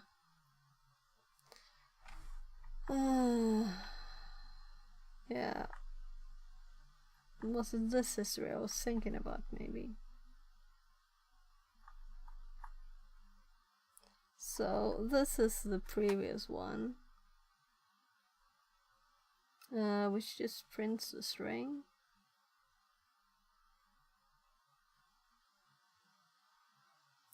Ooh, what happened now?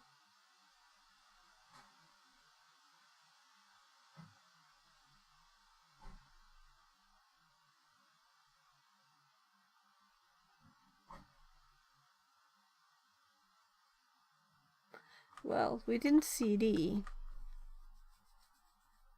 So, kinda obvious, right? But it's an odd error message. So if we just do this, we get command not found. So because it's R2. Alright, yeah, I'm stupid. So let's actually fix that by not going into the directory. No, we want to go into the directory, right? CDO 3. Now we can arrow up here. Run this.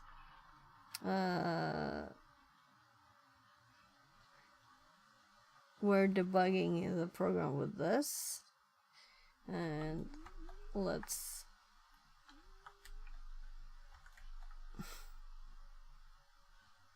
oh gosh, I was clicking the wrong key.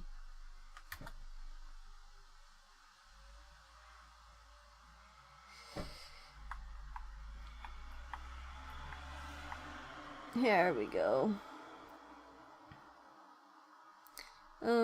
So now we want to just add R2D before R2D.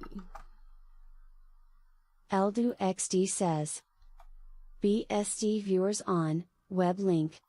Fixerbot says, Message removed. Nice, but it still reads it first because it's too quick. But the message removing works. That's good. It should be quicker than the TTS though. So I have no control over the TTS.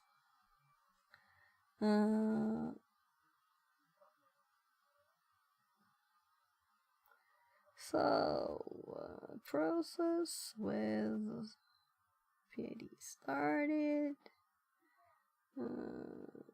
Try it. No.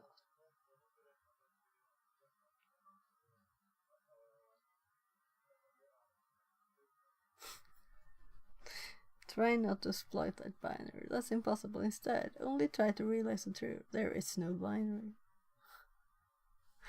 Very matrix of them.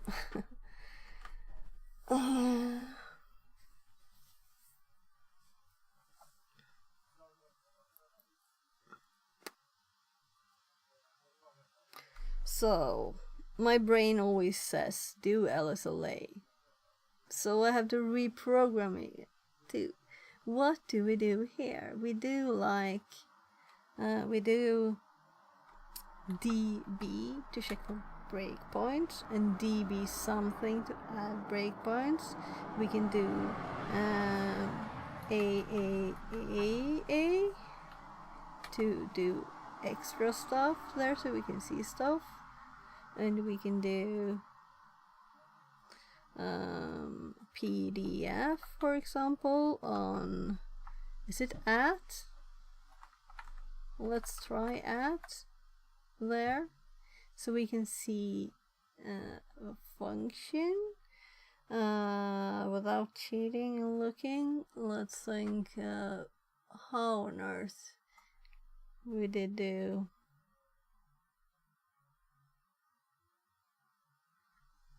Nah, I have to cheat. Brain.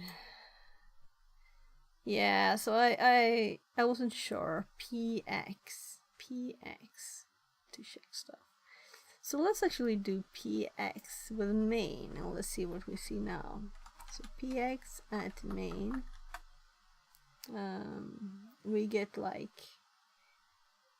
it, you know? It's still 55, 55, 48, 80, 95, 48, 80, 95. We only see the machine code, right? And it's trying to make it into text. So it's still there.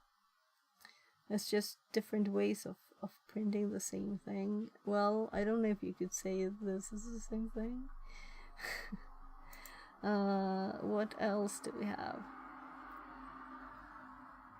Yeah, so now we can add breakpoints. We can also do the right functions.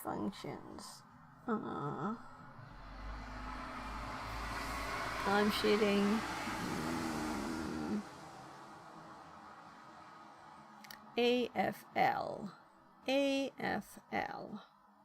What could A be? I don't have a clue. But AFL to list the functions. And then we can also do a PDF on at copyarg. And here, oh, I forgot the sim dot. Here we can put like a db 0x 563. Let's not do 563 this time. Let's do 561, right? And we have to add the rest, at least 400.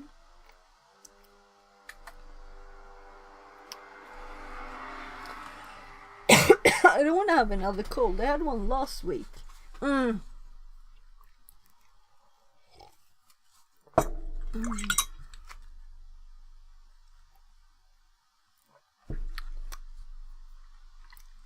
So now db to list the breakpoints. So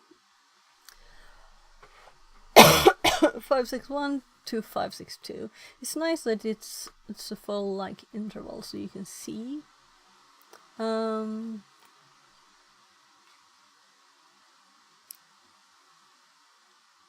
Yeah, we could just DC now, because that would continue until the breakpoint with execution.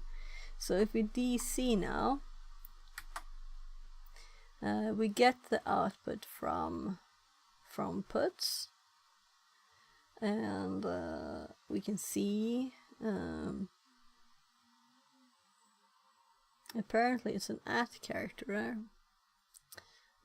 Hit breakpoint at 400, 561. So we are at 400, 561 now. If we now do DS, so now we're at 562. And let's do a PXA at RSP, and so is this correct? Is it backwards?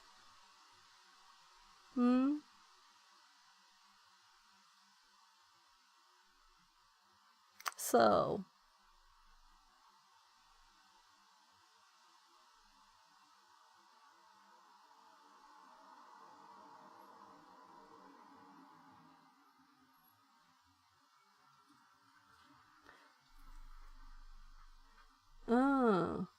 I just saw down there.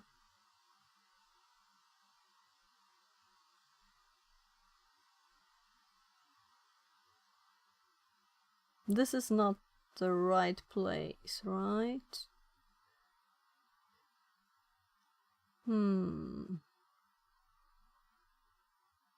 Yeah. So, did I read wrong before? Let's see. So that's like... I have to check the notes for what I did try to add there. Let's see. It was probably like... I'm reading at the wrong place now.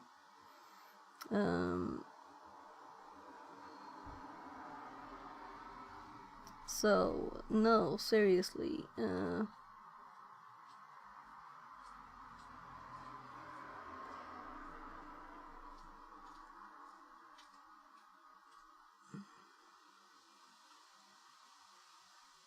I have to check back the notes. So let's see here. scrolling back. And let's do it in the order it was. So HGKL 8 Nfursu says 10 viewers for free for you fix it. Activate the code GVPD4GQ3L12B35J okay, Google. so Get viewers pro. no one clicking links, there's no link, but we need to add this to the script. Everybody's welcome in here. If you don't happen to be not a bot, you're very welcome in here, but no spam. So we have to add more to our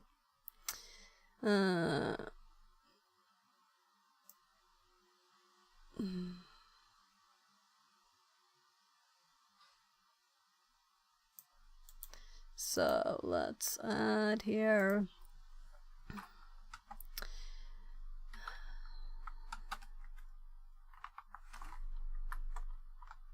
Alright, it automatically added another parenthesis for me.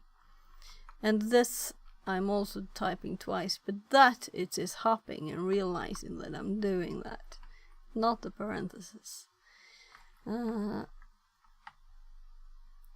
So I'm not going to type message contains one more time. That's too much typing, right? So I'm trying to do, I was thinking Control S. This will happen if you do Control S in here. So this is the worst editor. If anyone sends another message like that, it will say bye bye by itself. I'll just go in and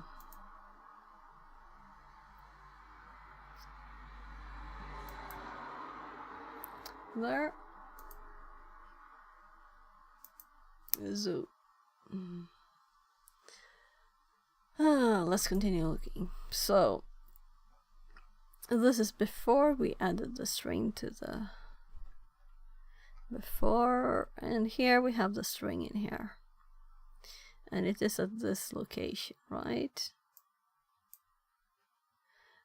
So this is the string's location here, and here we can also see this is the string's location here.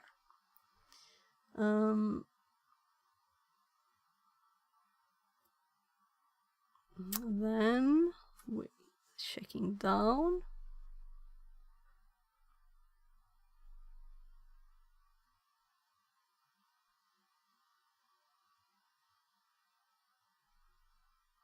So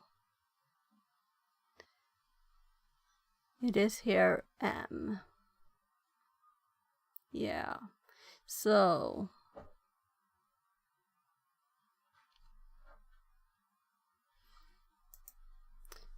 the leave, what does the leave do? Does the leave like remove these?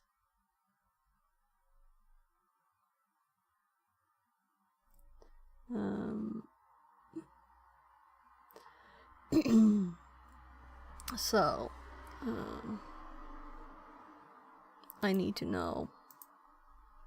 So C9 leave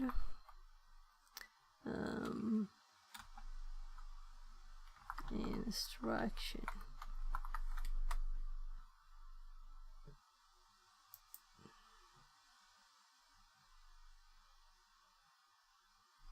Yeah.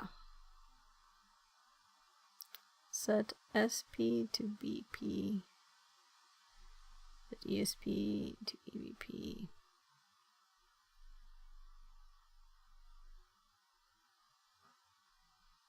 So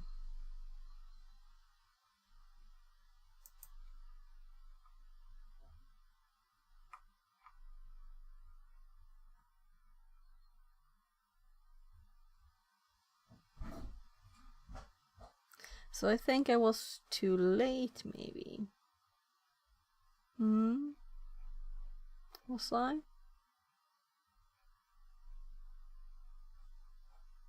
VR Mechatronics says, hey, how is going? Yeah, it's going good. I should stop soon though, and I'm kind of close, I feel. So, but I'll probably have to continue tomorrow. How are you? Hope you're great.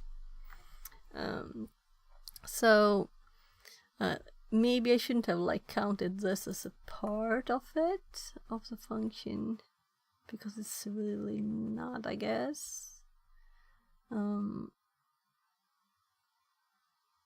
So after the puts, there's an up, then there's a leave, then there's a ret. And I was kind of thinking that the ret was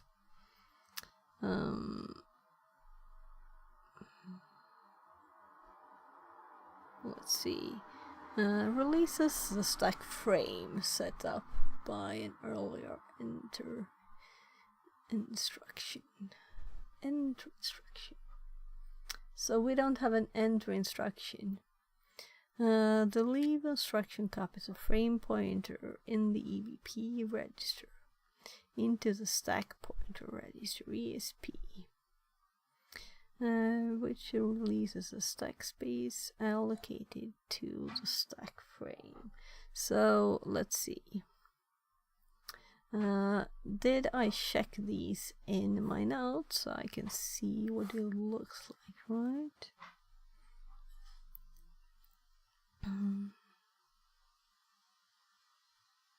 So let's Releases do the this. stack frame set up by an earlier enter instruction. The leave instruction copies the frame pointer in the EBP register into the stack pointer register ESP, which releases the stack space allocated to the stack frame. The old frame pointer, the frame pointer for the calling procedure that was saved by the enter instruction, is then popped from the stack into the EBP register, restoring the calling procedure's stack frame. A RET instruction is commonly executed following a leave instruction to return program control to the calling procedure. See procedure calls for block-structured languages in Chapter 6 of the IA-32 Intel Architecture Software Developers Manual, Volume 1, for detailed information on the use of the enter and leave instructions. So, then pop from the stack into the EBP. So, did I look at EBP here?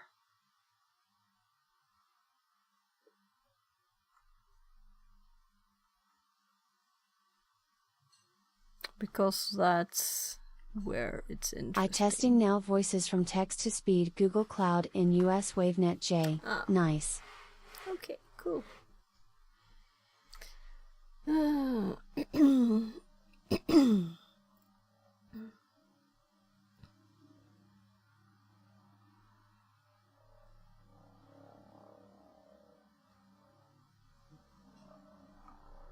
So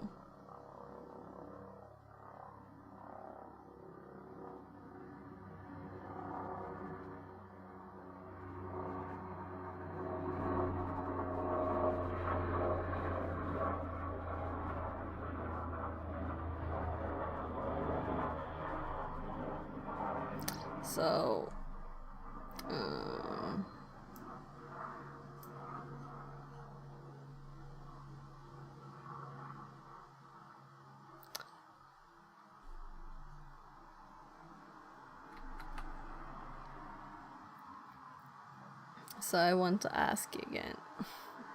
But I guess I should just look here. Right? PyScript generate 1 sentence in place and 2 sentences in US for improve my accent. Okay. But for the accents you don't need the Polish there too, right?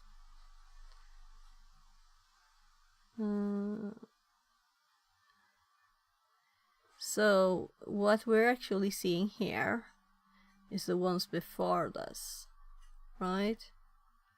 So maybe it's already done, you know. So it's not these that we want. Since it's already there. So I was thinking normal speed of and the wrong place 0.7 of and it. I was pausing too 0.9 late. really good.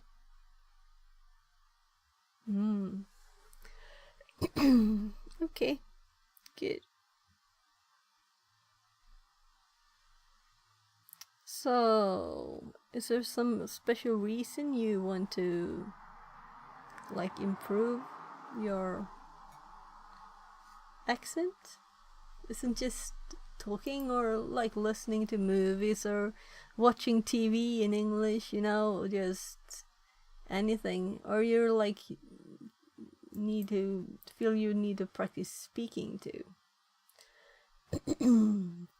Yeah, so this is kind of what I was thinking here, right? That I'm in the wrong place. And it's confirmed by me checking the notes. So we need to redo. But it's a very simple redo, so we'll just quit this. And we just do 1, 2, 3, 4, 5, 6, 7, 8. Can you challenge a perfect immortal machine? Why do they have these things there?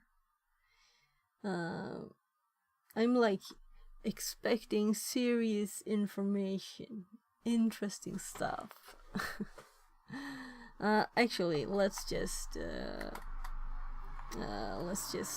remove those first ones again.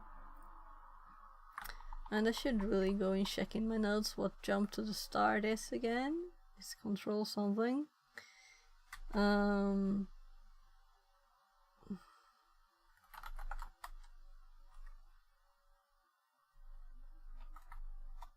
This is not good.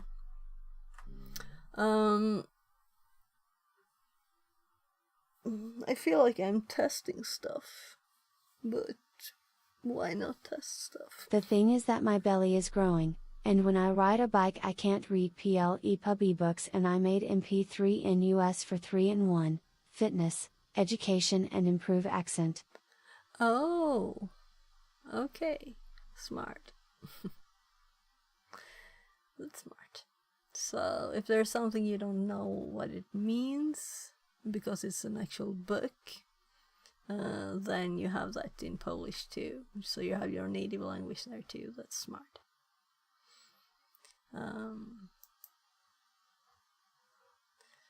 So I'm just using this @voice app that I found when I was actually going to try and do the other way, to speech to text, because I had made interviews that I had to like, and I was trying to find something, and I found this Android app @voice that actually reads like anything. So I just put a PDF or an EPUB or anything in there, and it just reads it. Perfect. So I paid for it. It wasn't expensive. It's free too, but I don't remember even what the limitation was. But I'm happy to like contribute to that nice thing. So this is odd. Well, so we of course have to do this. I'm just thinking, yeah, so we could abort it. That's nice. It was in R2, it was very hard to abort stuff. So let's do the same thing. Okay. Violator will be barred. So I have to, can you like put an option not to get those texts there? It annoys me. So what I did at the end of this that I kind of liked, right? We set a breakpoint here. So we need this, the breakpoint, and we're just pasting it into our current one. Well, actually, first let's A, and then we do paste, and DB, we have it there, and I go up again. After making this one, we did check that it existed, DB, and then we did DC, right? So let's DC. Let's DC. There. So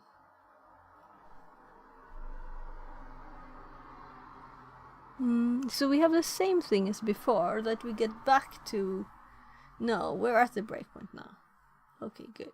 I was like, So let's go back up again. What did I do after hitting the breakpoint? I did PXA RSP. So PXA at RSP. And of course, in like DR, right? Registers. So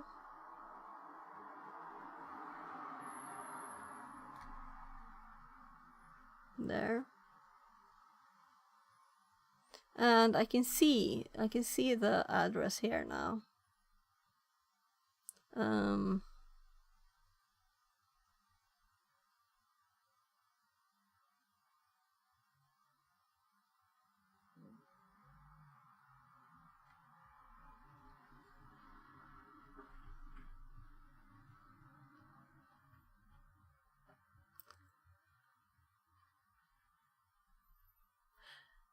Did I do it wrong? But in the end it turned out that the headphones have a microphone. Oh. GPT listens to the person standing in front during the conversation and suggests the accent I can use.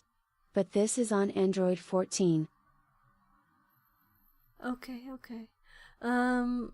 So I did 240. This is wrong. It's 250. Do you see the 4 here?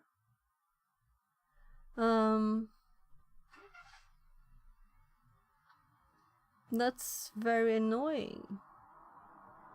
So we could do like 28 or whatever, you know. Because if it's trying to execute just something that's actually an address too. It's hard to see. This blue I can read. This one is too close to the blue. So I think actually, we could always use a DS. Practice the commands 1 second. No, it's DC. So DS is one step. Let's actually quit because I don't want to like crash it again. And I'm going to just change this 4 here to an 80 instead, right? And actually, let's do this. So we got illegal instruction now, which is what we got before too, right? So let's run this with the 8. It remembered I modified it. Come to see me. I hate bad jokes or whatever you want to call it. It's not a joke.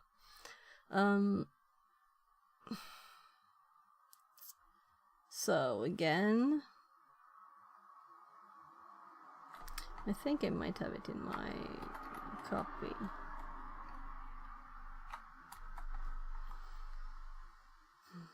DB DC learning slowly, PXA at RSP, and then do DR. So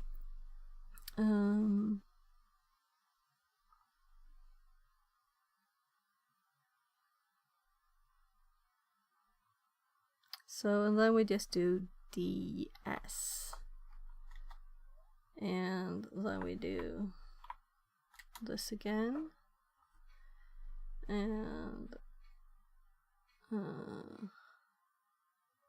0 0. Let's see here. So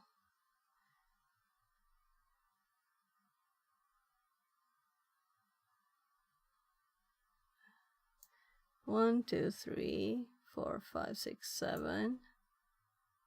There's 7 Fs here. There's a 7 here. Here is E280.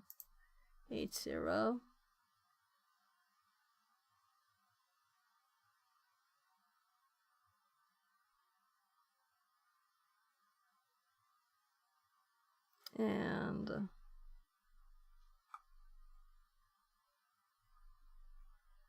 where were I?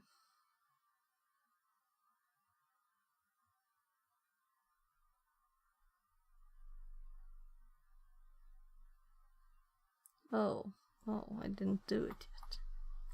DR. I was looking for this.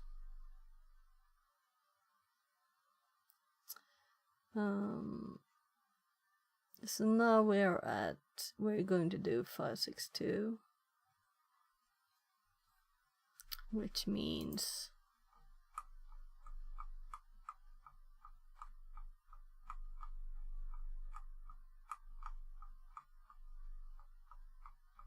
sorry for scrolling. Guess I shouldn't say sorry for everything, right? So 562. We're about to do the leave one here, which is the one that we'll get from the stack, the address. So this is the next instruction now. Right, so we will see if the format looks ookie dookie or not. So DS, this one, and DR.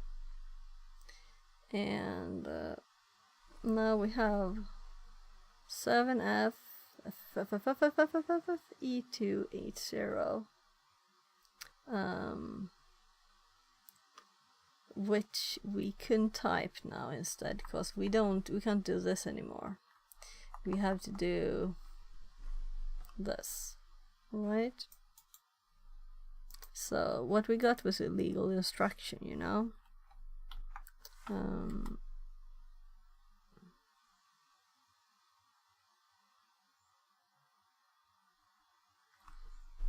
So why we're not getting the one I asked for?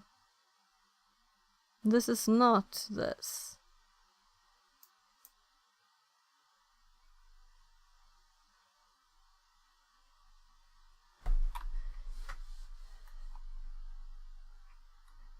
Did I need the at?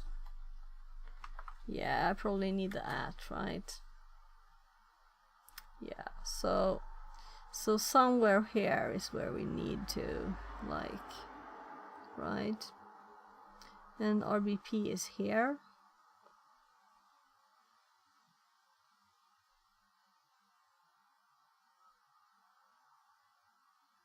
And this has been read, the address here.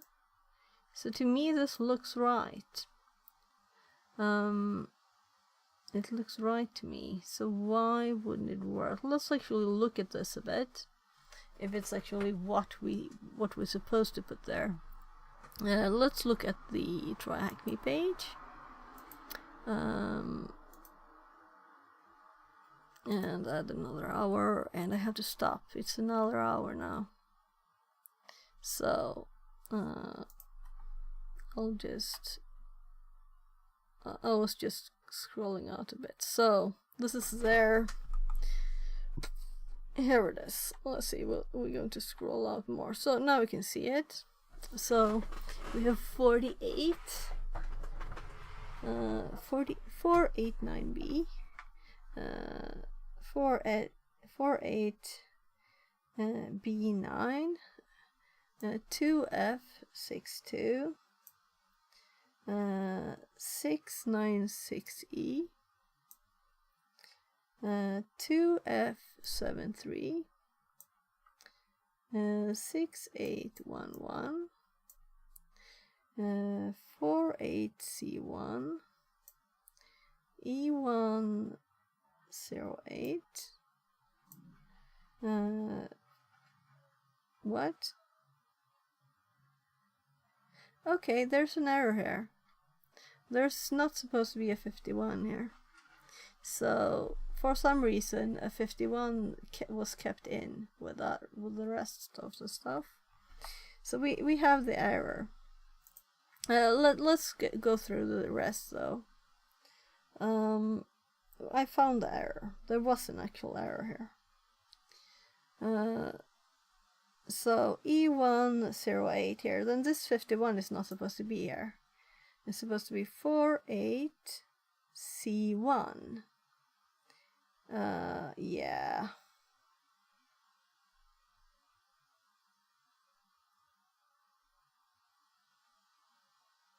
What? So I better just quit. Which is very annoying.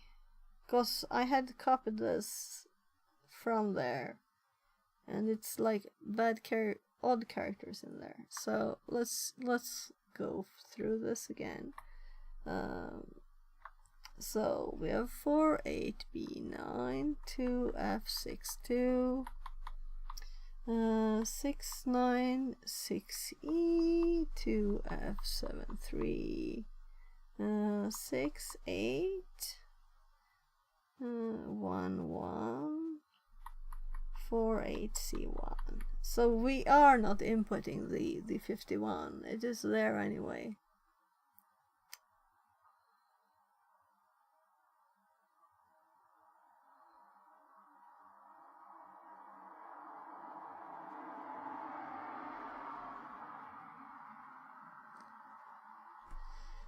So 48C1 is up here. Okay, let's continue, cause there's two, I guess. What? Let's just continue. I'll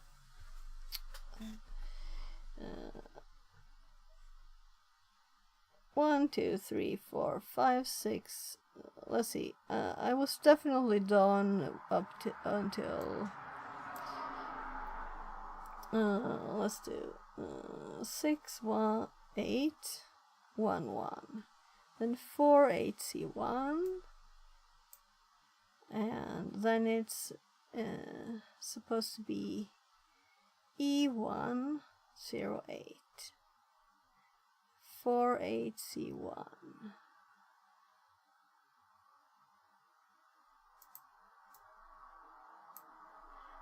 E908 5148. Yeah, 8D X3C 2448 31D2. Anyone with suggestions? So this is like this code is from the task, from the track me page. 0F05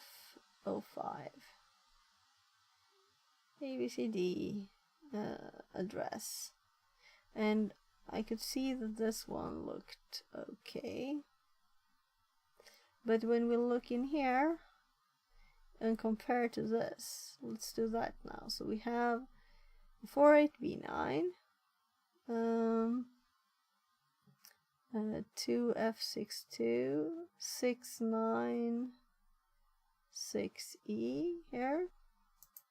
Then we have 2F73, 6811. Then we have 48C1, E148.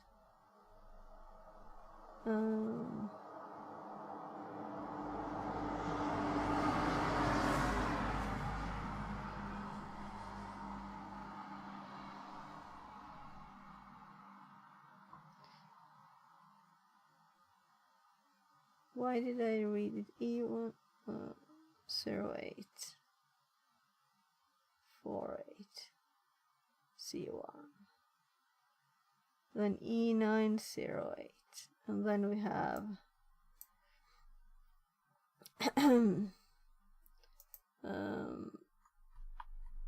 Yeah, I should do this. So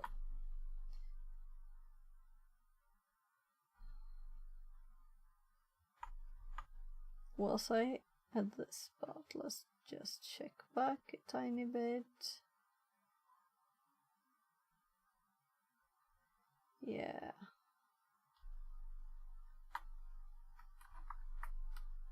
So now it looks right. Am I like just very blind?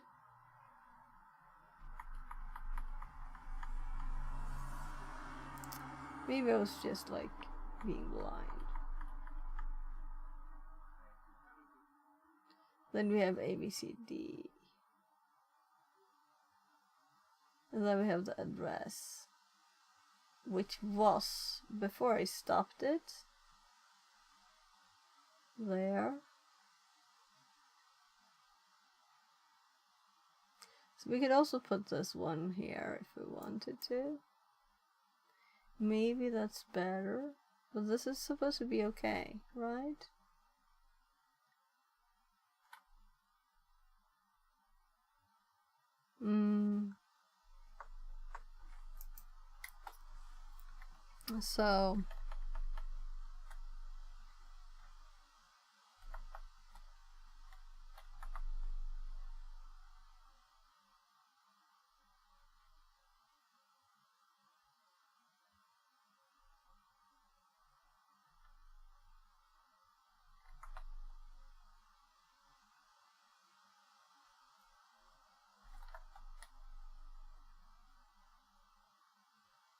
So now we have 1990 in there.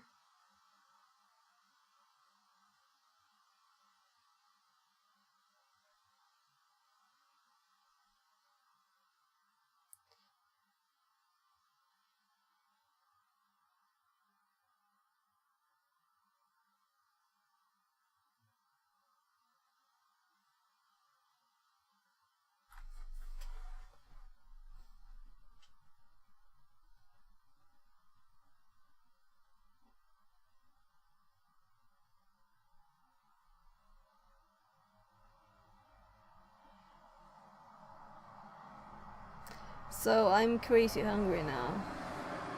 So I'll have to look more at this, but I can't start. I can't keep streaming, even though it's Friday. My kids need me. They need me. Get in a bit of food and stuff. And oh, what was that, by the way?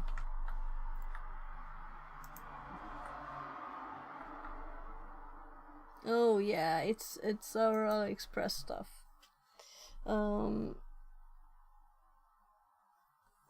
So I got the mixer and stuff. I think I showed you yesterday.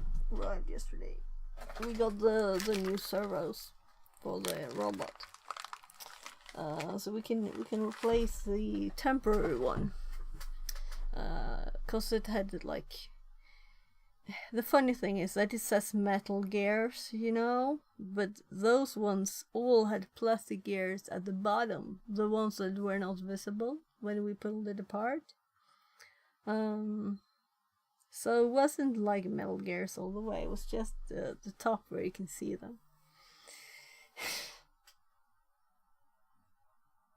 So.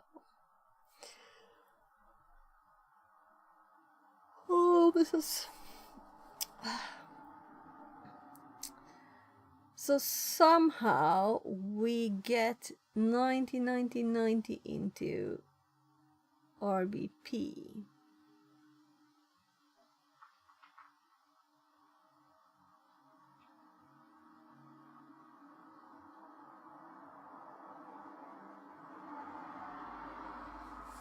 So let's look at the leave again here. So I'm thinking we don't overwrite too much, right? So the rest we stop where we're supposed to. Why does this happen?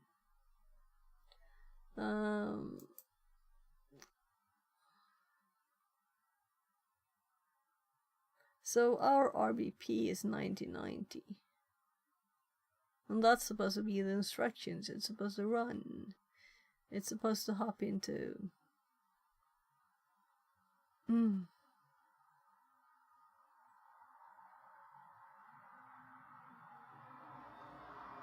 So let's also do rat. So what did I search?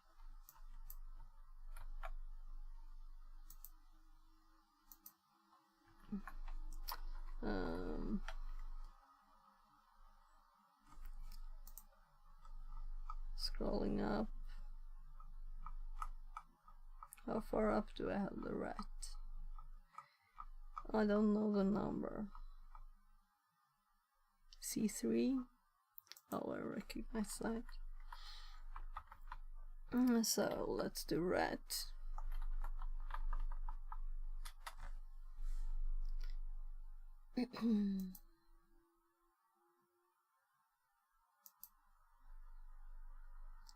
So this is the same page, so we get the same format. So rat does this. I'm not reading this much aloud now. Transfers program control to a return address located on the top of the stack.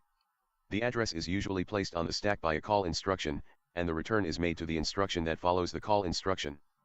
The optional source operand specifies the number of stack bytes to be released after the return address is popped. The default is none. This operand can be used to release parameters from the stack that were passed to the called procedure and are no longer needed. It must be used when the call instruction used to switch to a new procedure uses a call gate with a non-zero word count to access the new procedure. Here, the source operand for the RET instruction must specify the same number of bytes as is specified in the word count field of the call gate. The RET instruction can be used to execute three different types of returns. Near return. A return to a calling procedure within the current code segment, the segment currently pointed to by the CS register, sometimes referred to as an intra-segment return. Far return. A return to a calling procedure located in a different segment than the current code segment, sometimes referred to as an inter-segment return.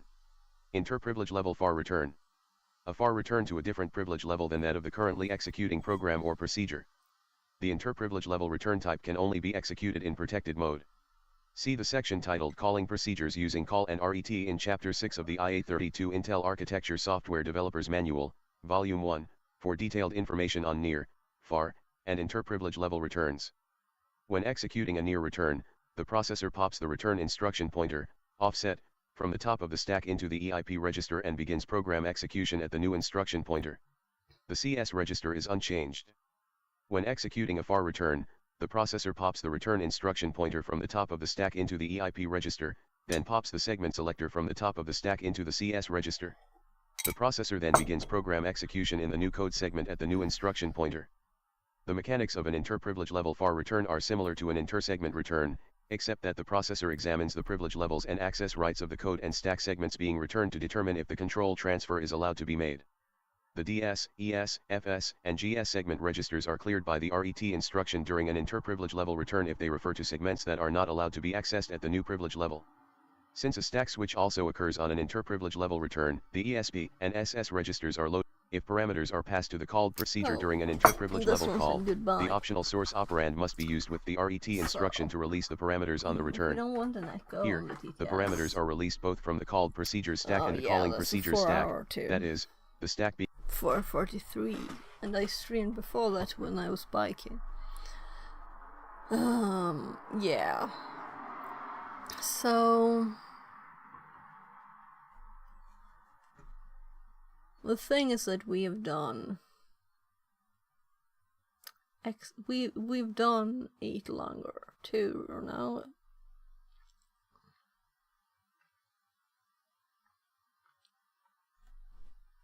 I must have done something wrong when I was like stepping through it and done it at the wrong place, you know? So how did the NUPs end up as the address?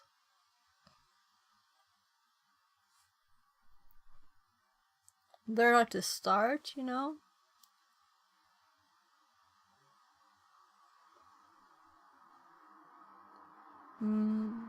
I should probably like do the same thing again, but did the all random string instead, like you're supposed to, you know.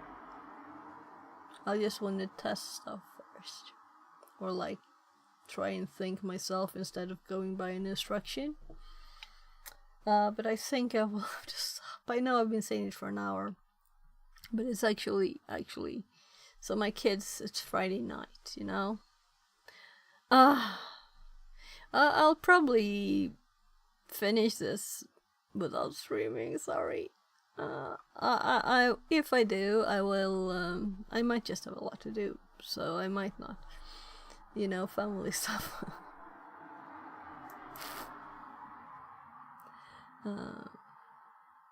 Yeah. So I could just follow these instructions. I think that this one doesn't say it, but I think that, well, that's what I've read, you know. You're supposed to do like these people do. So I was saying at the start of stream that maybe we'll just follow this thing. Which is pattern create and all the things, instead of just putting it in there, the stuff you want there at once. And then there's also this to find. So if it crashes here, we didn't get any addresses. I returned, but if it crashes as something, you can run the offset with these numbers. Also, I like this kind of writing it, because you can copy text and there's a pretty image too. So this is pretty. I like this person who made this. This is nice.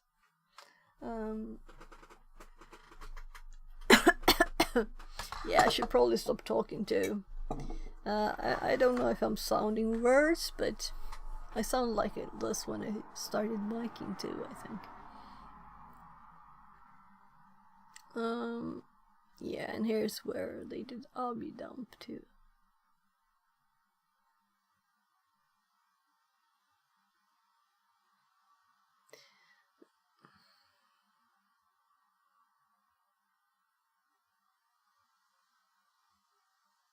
Yeah, right, so they have another goal. We're supposed to run shellcode and they're supposed to jump to a function. That's why. So they're adding their function address here, and we are supposed to put the address for part of the string input. That was the argument into the function. That was string copied into a buffer that was too tiny. So it's not the same thing. That's, I think, number 5 is, but I don't want to like look too much. So, yeah, I'll have to stop. Who's online? Let's hope someone is streaming. So we have Pebble again. Yeah, I don't mind. I like reading Pebble. But I don't think I can stay for long. So let's also mute that. So we're sending it to YouTube. And we're sending it to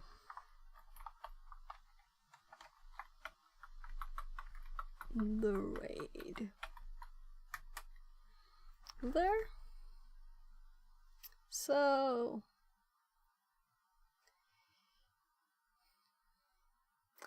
thank you everybody for being here and learning with me. This is fun, and I will continue like digging in instructions. So it made me think of the Amiga assembler reference books. I would like to have that for PC, right? That were a lot of reading. That was lots of stuff. We can close this. So let's hop over to Pebble Stream. Thank you.